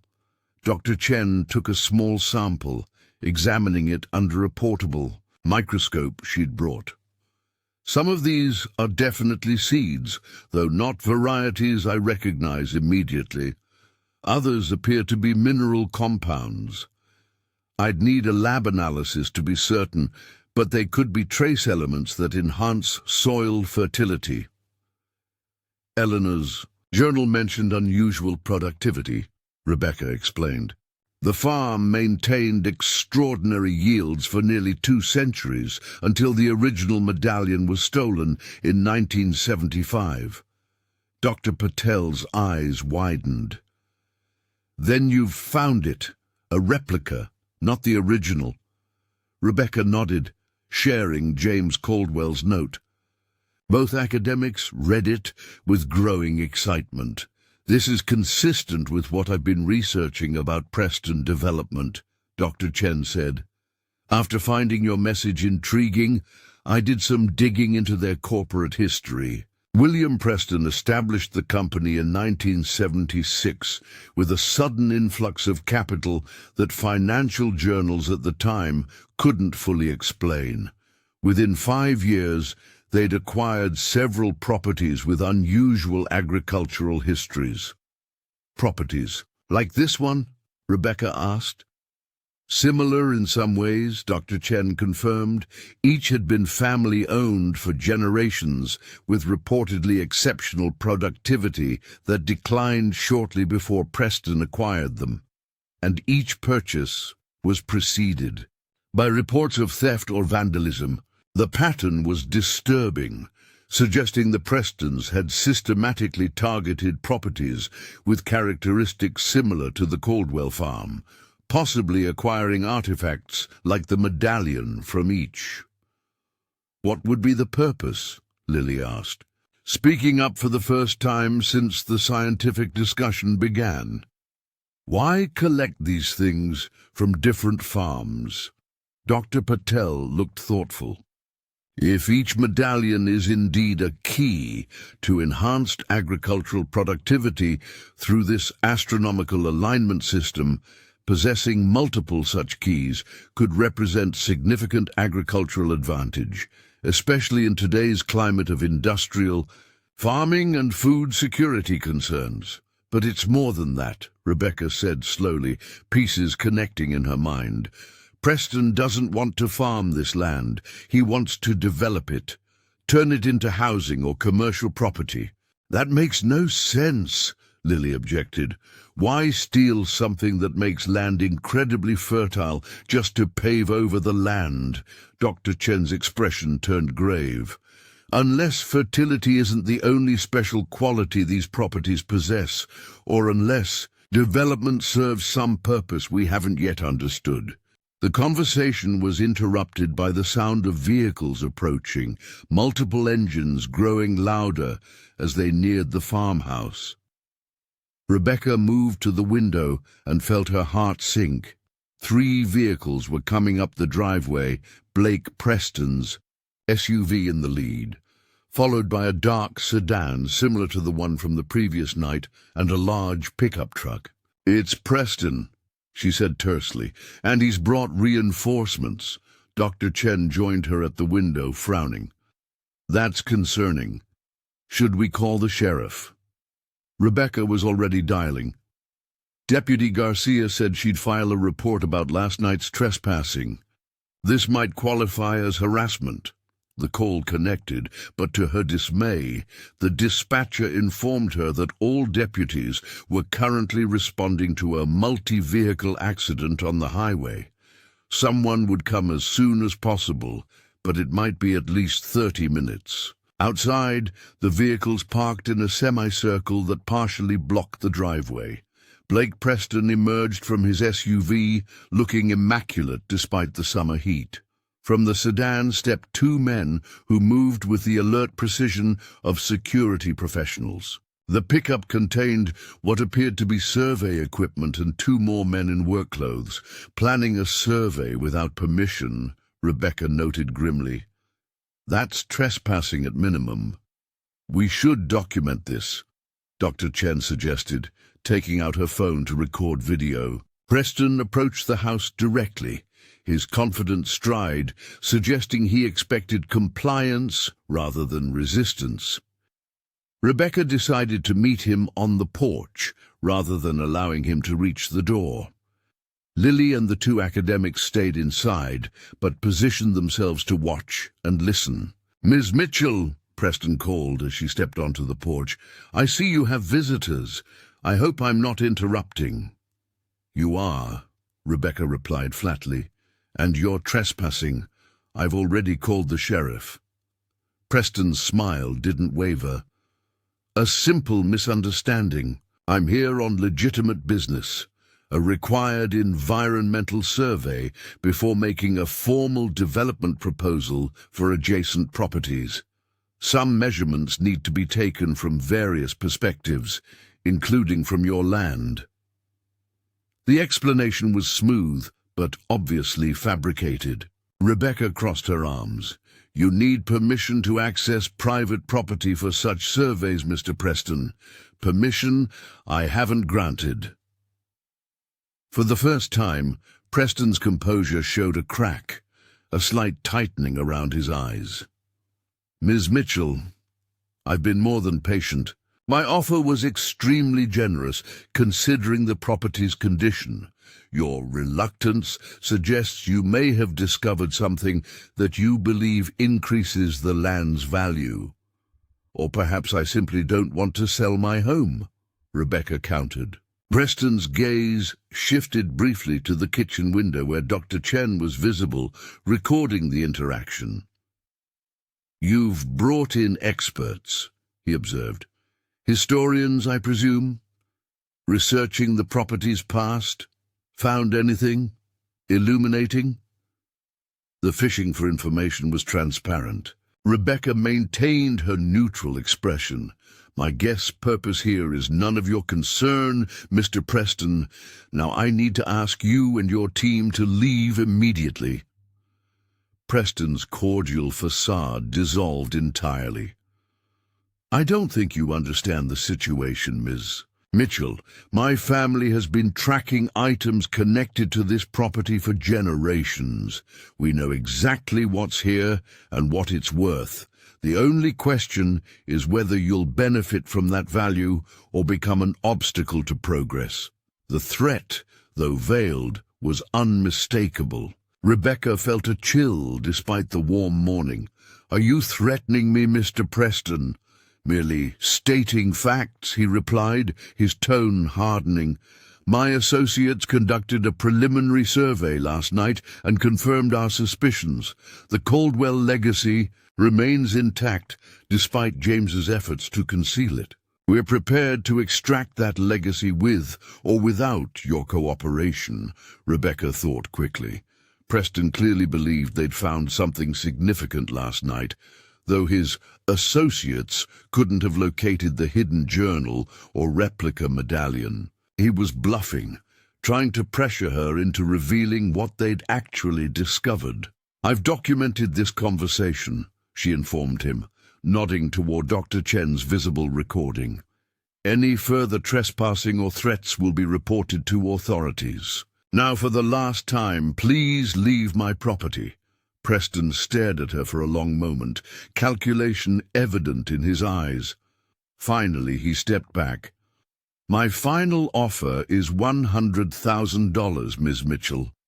Available for the next 24 hours only. After that, circumstances may become less favorable for negotiation." Without waiting for a response, he turned and walked back to his assembled team, speaking briefly to the men before they all returned to their vehicles.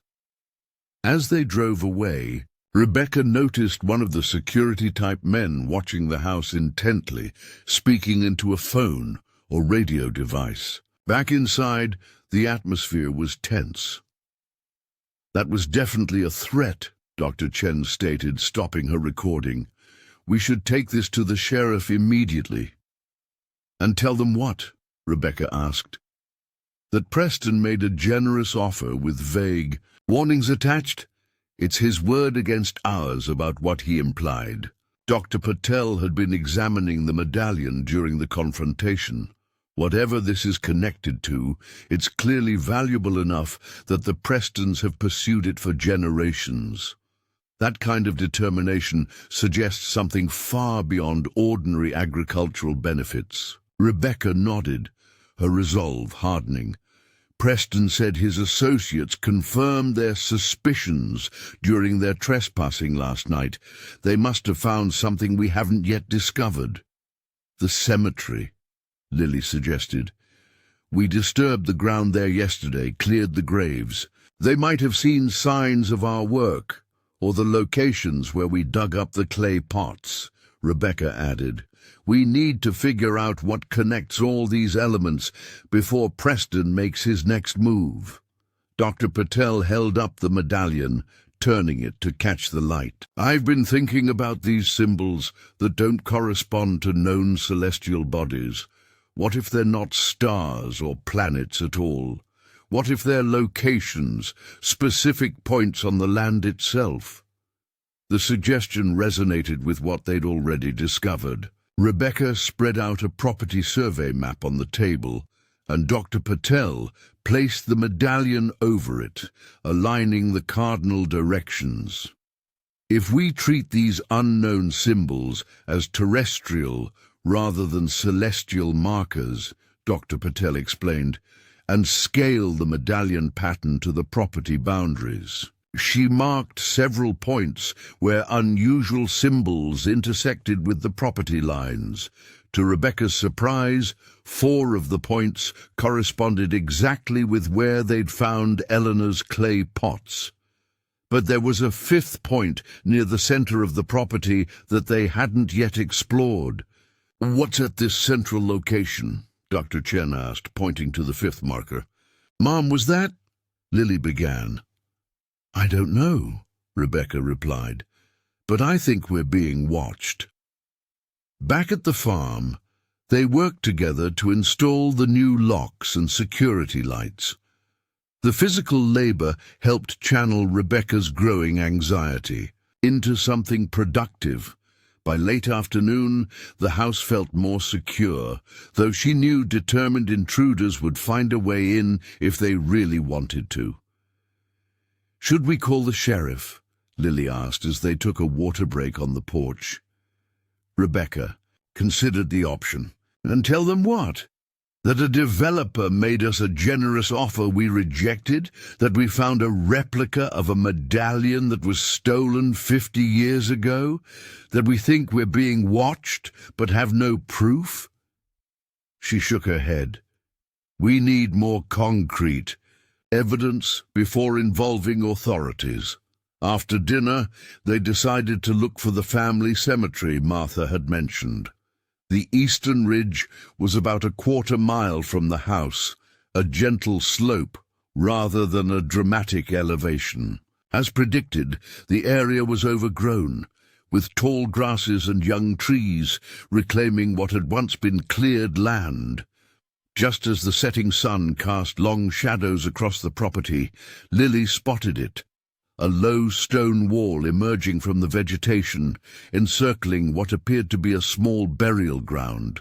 Inside, weathered headstones stood in neat rows, some tilting with age, others still perfectly upright. The oldest graves dated to the 1770s, including those of Eleanor and Thomas Caldwell, the original settlers. Their headstones were simple, but dignified, carved from local stone and featuring the same tree symbol that appeared on the medallion. "Look at this," Rebecca called, kneeling beside Eleanor's grave. Around the base of the headstone, barely visible beneath years of accumulated soil and plant matter, was a circular pattern of small stones embedded in the ground. The arrangement matched the concentric circles on the medallion. "It's the same pattern," Lily confirmed, brushing away more dirt to reveal the complete circle. "Why would they put it on her grave?" "Maybe it's not just a map of the farm," Rebecca suggested. "Maybe it's something more, a key to whatever makes this land special." As darkness gathered, they reluctantly left the cemetery, planning to return the next day with proper tools to clear the area. Walking back to the farmhouse, Rebecca couldn't shake the feeling they were being watched. She paused several times, scanning the tree line, but saw nothing definitive, just shadows that seemed to shift when viewed directly. That night, Rebecca woke suddenly at 2 a.m., unsure what had disturbed her sleep. She lay still, listening intently. The old farmhouse creaked and settled, but beneath those familiar sounds was something else, a faint metallic click from somewhere outside. Moving quietly to the window, she peered out into the darkness. One of their newly installed security lights had activated on the far side of the house, illuminating a portion of the yard. Just at the edge of the light's reach, a figure moved with deliberate stealth toward the barn. Rebecca woke Lily, whispering for her to stay in her room and call 911 if she heard anything alarming. Then, grabbing a flashlight and her phone, she crept downstairs and out the back door, staying close to the house's shadow. The figure had disappeared into the barn, the original structure where they'd found the hidden cellar and the box containing Eleanor's journal and the replica medallion. Thankfully, those items were now hidden inside the house, but the intruder couldn't know that. Approaching cautiously, Rebecca could see light moving inside the barn, a flashlight beam sweeping systematically across the interior. She raised her phone to call the sheriff when a second beam of light appeared, coming from another direction. A second intruder was methodically searching the area around the clay pots they'd excavated earlier. Rebecca retreated to call for help, but as she turned, her foot caught on an exposed root. She stumbled, dropping her flashlight, which hit a rock with a sharp crack. The sound echoed in the night stillness. Both flashlight beams immediately swung in her direction. Rebecca froze, caught in the open with nowhere to hide. One of the intruders called out sharply, and both began moving toward her.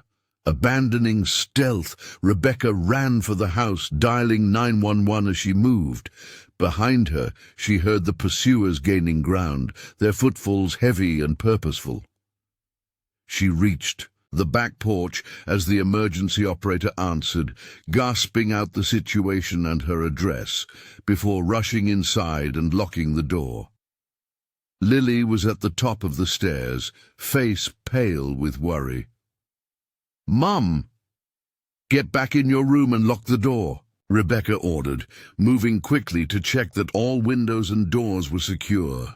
"There are people outside. I've called the sheriff. A heavy knock at the front door made them both jump. A man's voice called out, "Ms. Mitchell, Security Patrol. We noticed suspicious activity on the property." Rebecca peered through the peephole to see a man in what appeared to be a security uniform, but something felt wrong. The county sheriff's dispatcher had given no indication they already had officers in the area, and the patrol had arrived too quickly after her call.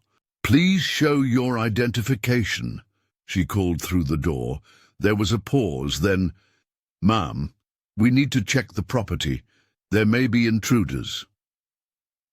"The sheriff is already on the way," Rebecca replied. "Please wait for them outside." Another pause, longer this time, then footsteps retreating from the porch. Through the window, Rebecca saw two men conferring near their vehicle. Not a marked security or police car, but a dark sedan with no visible identification. After a brief discussion, they climbed into the car but didn't drive away, instead parking. With a clear view of the farmhouse. 20 minutes later, an authentic sheriff's cruiser arrived, lights flashing.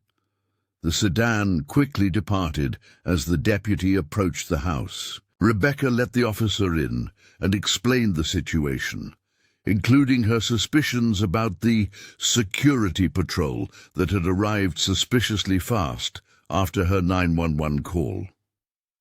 Deputy Garcia, a middle-aged woman with a no-nonsense demeanor, took her statement seriously. "We don't have private security companies that patrol this far out of town," she confirmed. "Did you get a company name or see any identification?" Rebecca had to admit she hadn't. The deputy checked the property, finding evidence that someone had indeed been in the barn, fresh footprints in the dust and a dropped cigarette butt still warm to the touch. "I'll file a report and increase patrols in this area," Deputy Garcia promised. "But I recommend you consider staying somewhere else for a few days, if possible. Trespassers often return, especially if they're looking for something specific." After the deputy left, Rebecca and Lily sat at the kitchen table, too unsettled to return to sleep. "What do we do now?" Lily asked, hands wrapped around a mug of hot chocolate. Rebecca weighed their options. Leaving the farm meant abandoning their discoveries and possibly allowing Preston's people to search more thoroughly in their absence. Staying meant potential danger if the intruders returned with more determination. "We need to understand what's happening," she finally said, "and that means figuring out what the medallion and those clay pots were actually for.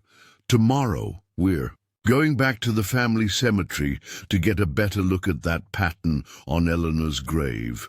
And then we're meeting Dr. Chen and her colleague. After that, we can decide whether we need to leave temporarily." As dawn broke over the farm, Rebecca stood on the porch, watching the sunrise illuminate their property. Despite the night's frightening events, she felt an increasing connection to this land and a growing determination to uncover its secrets before Preston could claim them. The medallion, the clay pots, the distinctive pattern on Eleanor's grave, all pieces of a puzzle spanning nearly 250 years. Eleanor had discovered something significant enough that people were still pursuing it centuries later. And whatever it was, it had made the Caldwell farm extraordinarily productive for generations. Rebecca thought about her initial dream for the property, a simple, sustainable life where she and Lily could rebuild after economic setbacks. That vision now seemed both smaller and larger than before. Smaller because the farm's true potential apparently transcended conventional agriculture. Larger because whatever secret lay beneath these acres might have implications far beyond their personal circumstances. Rebecca studied the map. Nothing obvious. It's in a small clearing about a quarter-mile from the house. We haven't explored that area thoroughly yet. If the 4 boundary points create some kind of system, Dr. Patel suggested hesitantly, then this central point might be where they connect or activate. It sounded fantastical, yet the evidence before them, the precisely placed pots, the astronomical alignments, the generations of extraordinary productivity, and the Prestons' determined pursuit, all pointed to something beyond conventional explanation. We need to investigate that central point, Rebecca decided, and we need to do it now, before Preston returns. They gathered necessary supplies, shovels, water bottles, Rebecca's camera, and Dr. Patel's scientific equipment. The replica medallion went into Rebecca's pocket. Though they all understood it wasn't the original, it might still provide guidance for whatever they discovered. As they prepared to leave, Dr. Chen received an alert on her phone. "There's been a development," she said, reading quickly. "A colleague at the university just forwarded a press release. Preston Development announced this morning they're breaking ground next week on a major new research facility focused on revolutionary agricultural technologies. The facility will be located on property adjacent to—" "Let me guess," Rebecca interrupted, "adjacent to the former Caldwell farm." Dr. Chen nodded grimly. "They've apparently owned the surrounding parcels for years, just waiting to acquire this central property." The news added urgency to their mission. Whatever Preston Development planned, it involved their farm as a crucial component, and their timetable was accelerating.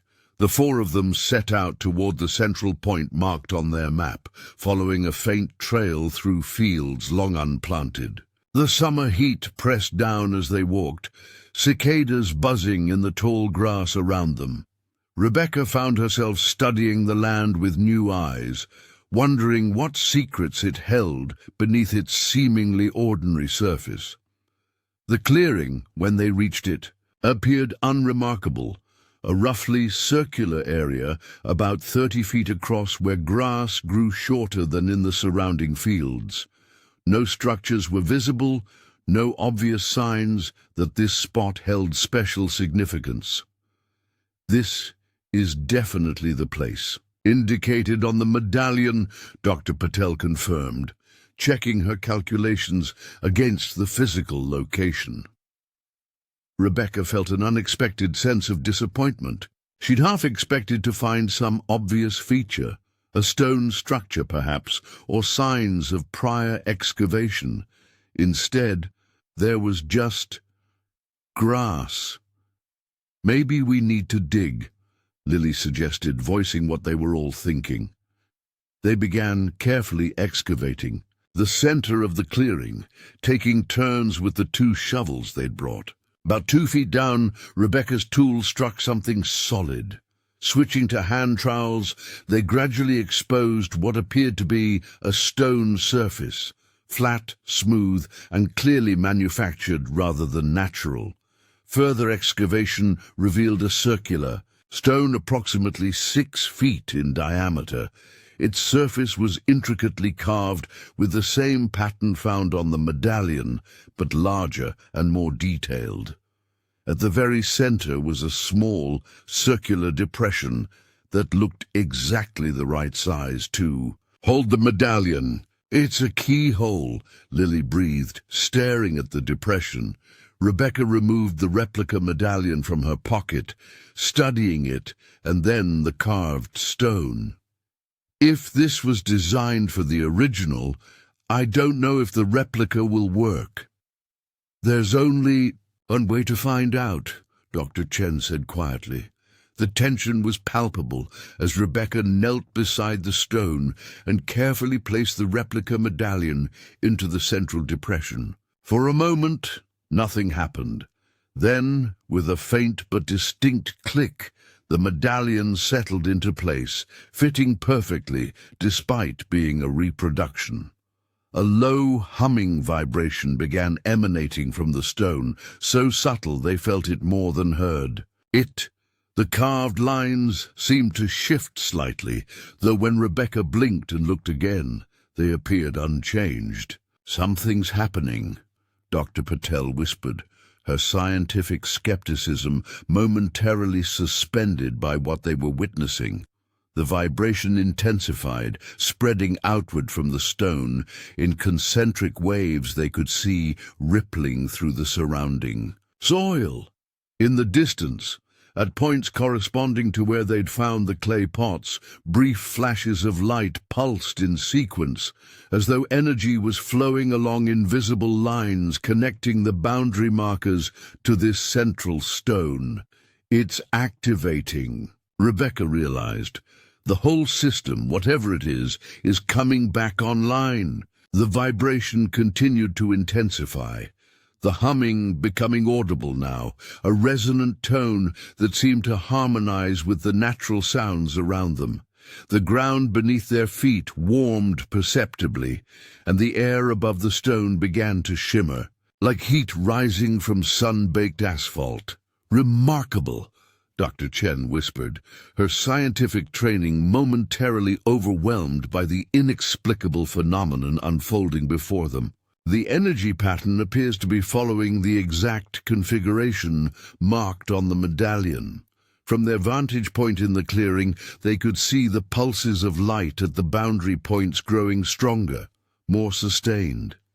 Each clay pot location now emitted a steady glow that connected to the central stone in straight lines of energy, creating a geometric pattern across the farm, a perfect match to the design on the medallion. "It's some kind of network," Dr. Patel suggested, her voice hushed with awe. "The boundary points are channeling energy to this central node." Rebecca felt a strange tingling sensation as she stood near the stone, like static electricity raising. The hair on her arms, the replica medallion, had begun to spin slowly in its depression, rotating counterclockwise, though no visible mechanism moved it. "Look!" Lily pointed to the surrounding field, where an extraordinary transformation was occurring. The overgrown grass was changing color, shifting from the dull yellow-brown of summer neglect to a vibrant green that spread outward from the central stone in a perfect circle. Where this verdant wave passed, withered plants stood upright again, rejuvenated as though months of growth had occurred in seconds. The phenomenon continued to expand, accelerating as it reached the boundaries marked by the clay pots. Within minutes, the entire visible property had transformed from an abandoned, drought-stressed farm to a lush landscape of almost unnatural vitality.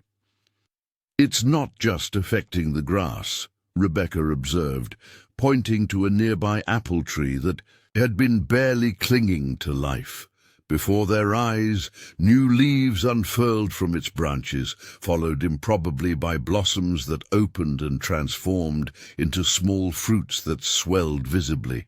Dr. Chen had recovered enough from her initial shock to begin documenting everything with her phone. This defies all known principles of plant biology. The energy catalyst must be affecting cellular growth at an unprecedented rate. A vehicle engine roared in the distance, interrupting their wonder. Through the trees, Rebecca caught glimpses of multiple vehicles approaching fast along their driveway. "Preston," she said grimly. "He must have been monitoring the property somehow." "What do we do?" Lily asked, looking anxiously between the approaching vehicles and the still activating stone. Rebecca made a split-second decision. "We need to remove the medallion. If this is what Preston's been after all along, we can't let him get control of it." She knelt beside the stone, reaching for the replica medallion that continued its slow rotation.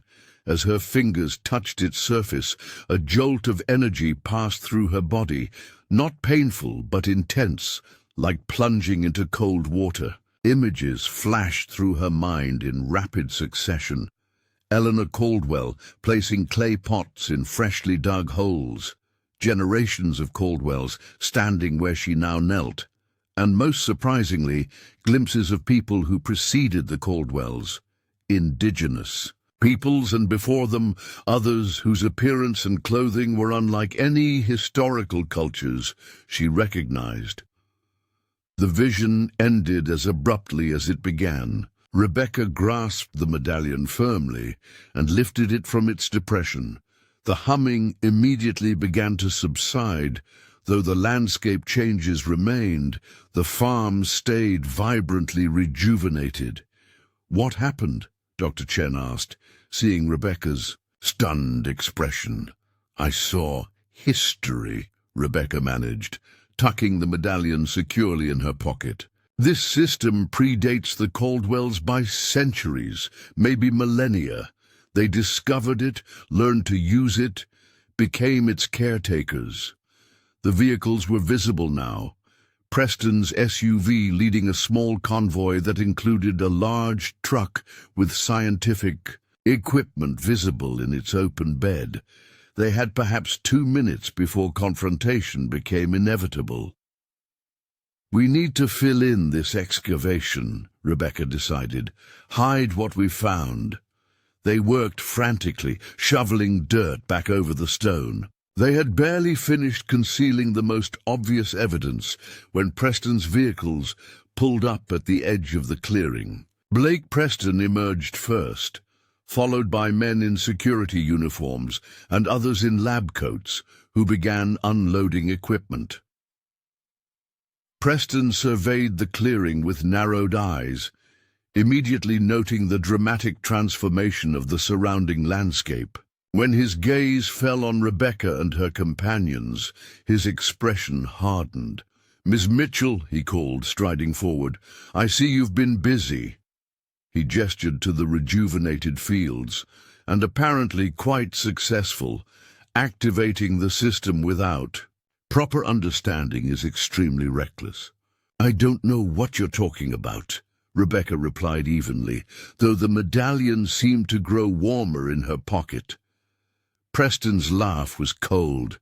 "Please, my family has studied these sites for generations. We know exactly what's beneath this soil and what the medallion does when placed in its receptacle." His gaze flicked to the freshly disturbed earth at their feet. "You've found the keystone, and judging by the landscape transformation, you've activated it at least temporarily. Your family stole the original medallion from James Caldwell," Rebecca countered. "Along with similar artifacts from other properties your company mysteriously acquired after their productivity declined." "Acquired, not stolen," Preston corrected smoothly. "The artifacts needed proper study, proper application. The families who happened upon them were using them inefficiently, treating them as little more than farming tools. While your family recognized their true potential," Dr. Chen interjected, "beyond agriculture." Preston nodded, seeming pleased by her understanding. "Precisely. What you've witnessed today is merely the most basic function of the system, accelerated botanical growth. But the network is capable of far more when properly configured and connected to other similar sites." "Other sites?" Rebecca repeated. "How many are there?" 12 that we've confirmed across North America," Preston replied, his professional mask slipping to reveal genuine excitement. "Each contains a keystone and boundary nodes, similar to what you've discovered here. When synchronized, they create a continental-scale energy network unlike anything in recorded history." "For what purpose?" Dr. Patel asked, scientific curiosity. Momentarily overriding her wariness, Preston's expression turned calculating. "That's what our research facility will determine. The potential applications are endless. Clean energy generation, climate modification, perhaps even more transformative capabilities. He turned back to Rebecca. Which is why I need this. Property, Ms. Mitchell, it's not just land. It's a crucial node in a system that could revolutionize human civilization. The grand claim hung in the air between them. Rebecca glanced at the rejuvenated landscape, the impossible vitality surrounding them, and acknowledged that Preston's claims, however grandiose, couldn't be dismissed entirely.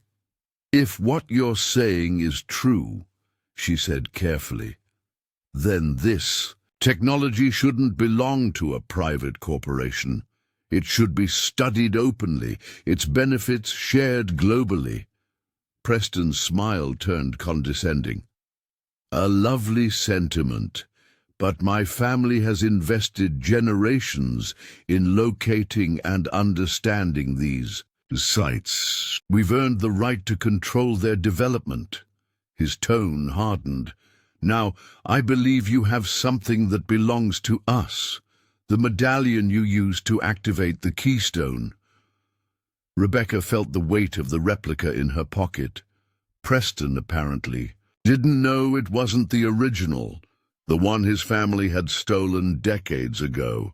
That misconception might be their only advantage. "Actually," she replied, "I think you have something that belongs to the Caldwell family. The original medallion your father stole from James Caldwell in 1975. Preston's expression flickered with surprise before settling into cold calculation. "Allegations without proof are meaningless, Ms. Mitchell. What matters is that we control 11 fully operational nodes, and this property contains the 12th. One way or another, we will complete the network." He signaled to his security team, who began spreading out around the clearing. The scientists continued unpacking equipment, some kind of scanning technology from the look of it. "Since you've activated the system," Preston continued, "we no longer need your permission to study it. The energy signature is detectable from adjacent properties we already own." He gestured to the scanning equipment. "We'll map the entire network from our side of the property line. Less convenient than direct access, but still effective." A sheriff's vehicle appeared on the access road, lights flashing, Deputy Garcia finally responding to Rebecca's earlier call. Preston noticed it too, his expression tightening with annoyance. "This doesn't end here," he said quietly to Rebecca. "My offer expires today. After that, other methods will be employed."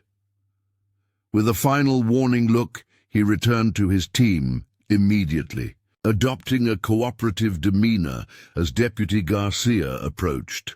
While Preston explained their presence as an agricultural survey team working from adjacent property, Rebecca gathered her companions. "We need to secure the medallion," she whispered, "and figure out what to do about the activated system. I have colleagues at the university's Environmental Science Department," Dr. Chen offered. "If this technology is as significant as it appears, they could help document and potentially protect it from private exploitation. And I know people at the Indigenous Cultural Heritage Office," Dr. Patel added. "If this system predates colonial settlement, tribal authorities should be involved in any research or application."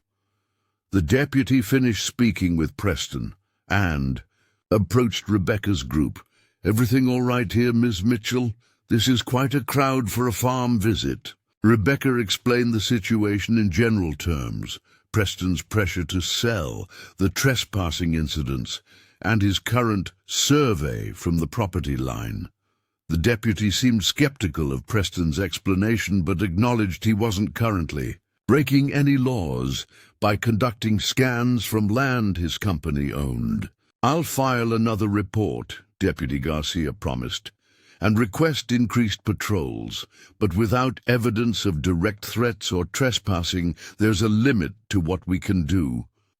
After the deputy departed, Preston and his team remained at the property, equipment humming as they conducted their scans. Rebecca led her group back toward the farmhouse, minds reeling from all they'd discovered. "What do we do now?" Lily asked once they were out of earshot. Rebecca felt the weight of responsibility settling on her shoulders. She had purchased this property seeking a fresh start, a simple life connected to the land. Instead, she'd become the unexpected guardian of what might be the most significant archaeological and scientific discovery of the century. "We protect it," she said firmly. "Whatever this system is, it was meant to nurture and sustain the land, not to be exploited for profit or power." The Caldwells understood that. They were stewards, not owners. She thought of Eleanor Caldwell, who had discovered the medallion nearly 250 years ago and recognized its importance enough to document it carefully. Of James Caldwell, who created a replica when the original was stolen, ensuring the knowledge wouldn't be completely lost. Of all the generations between who had maintained the system while respecting its purpose. "Preston has the original medallion and 11 other sites," Dr. Chen pointed out. "Even with the replica, can we really stop whatever he's planning?" Rebecca's hand closed around the medallion in her pocket. "We have what he doesn't, Eleanor's journal, the knowledge of how the Caldwells worked with the system rather than exploiting it, and most importantly, direct access to this node. If Preston wants to activate the full network, he needs this property." Her mind was already racing ahead, contacting state historical preservation offices to have the farm designated a protected site, reaching out to universities for independent research support, even exploring whether the Caldwell family might have living descendants who could strengthen their claim to protect the property's legacy. As they reached the farmhouse, Rebecca paused to look back at the transformed landscape. The vibrant green fields, the rejuvenated trees, the sense of life and vitality that now emanated from land that had been neglected for decades. It was extraordinary, but it was also right, as though the farm had returned to its natural state after a long illness. "This is just the beginning," she told Lily, putting an arm around her daughter's shoulders. "Preston said these sites form a continental network. If that's true, what we've discovered could change our understanding of American history and possibly our future." The challenge ahead was daunting, but Rebecca felt a sense of purpose stronger than anything she'd experienced before. She hadn't just purchased a farm at auction. She'd unknowingly accepted stewardship of something ancient and powerful, something that connected her to generations past and generations yet to come. What began as a desperate bid for a fresh start had become something far more significant, a discovery that might rewrite American history and reshape humanity's relationship with the earth itself. Incredible stories like Rebecca Mitchell's discovery happen all around us, often hidden in plain sight. The mysteries of our past continue to emerge in the most unexpected places, challenging our understanding of history and technology. Who knows what ancient wonders might be waiting beneath the soil of ordinary farms, forgotten buildings, or even your own backyard? If you've enjoyed this extraordinary journey of discovery, please hit the subscribe button and the notification bell so you never miss our upcoming explorations into history's greatest mysteries. Share this video with friends and family who appreciate the thrill of uncovering the past. And let us know in the comments what historical mystery you'd like us to investigate next. Remember, the greatest treasures aren't always gold or jewels. Sometimes they're knowledge and technologies from our ancestors that can change how we see our world today. Subscribe now for more amazing stories that will transform your understanding of history.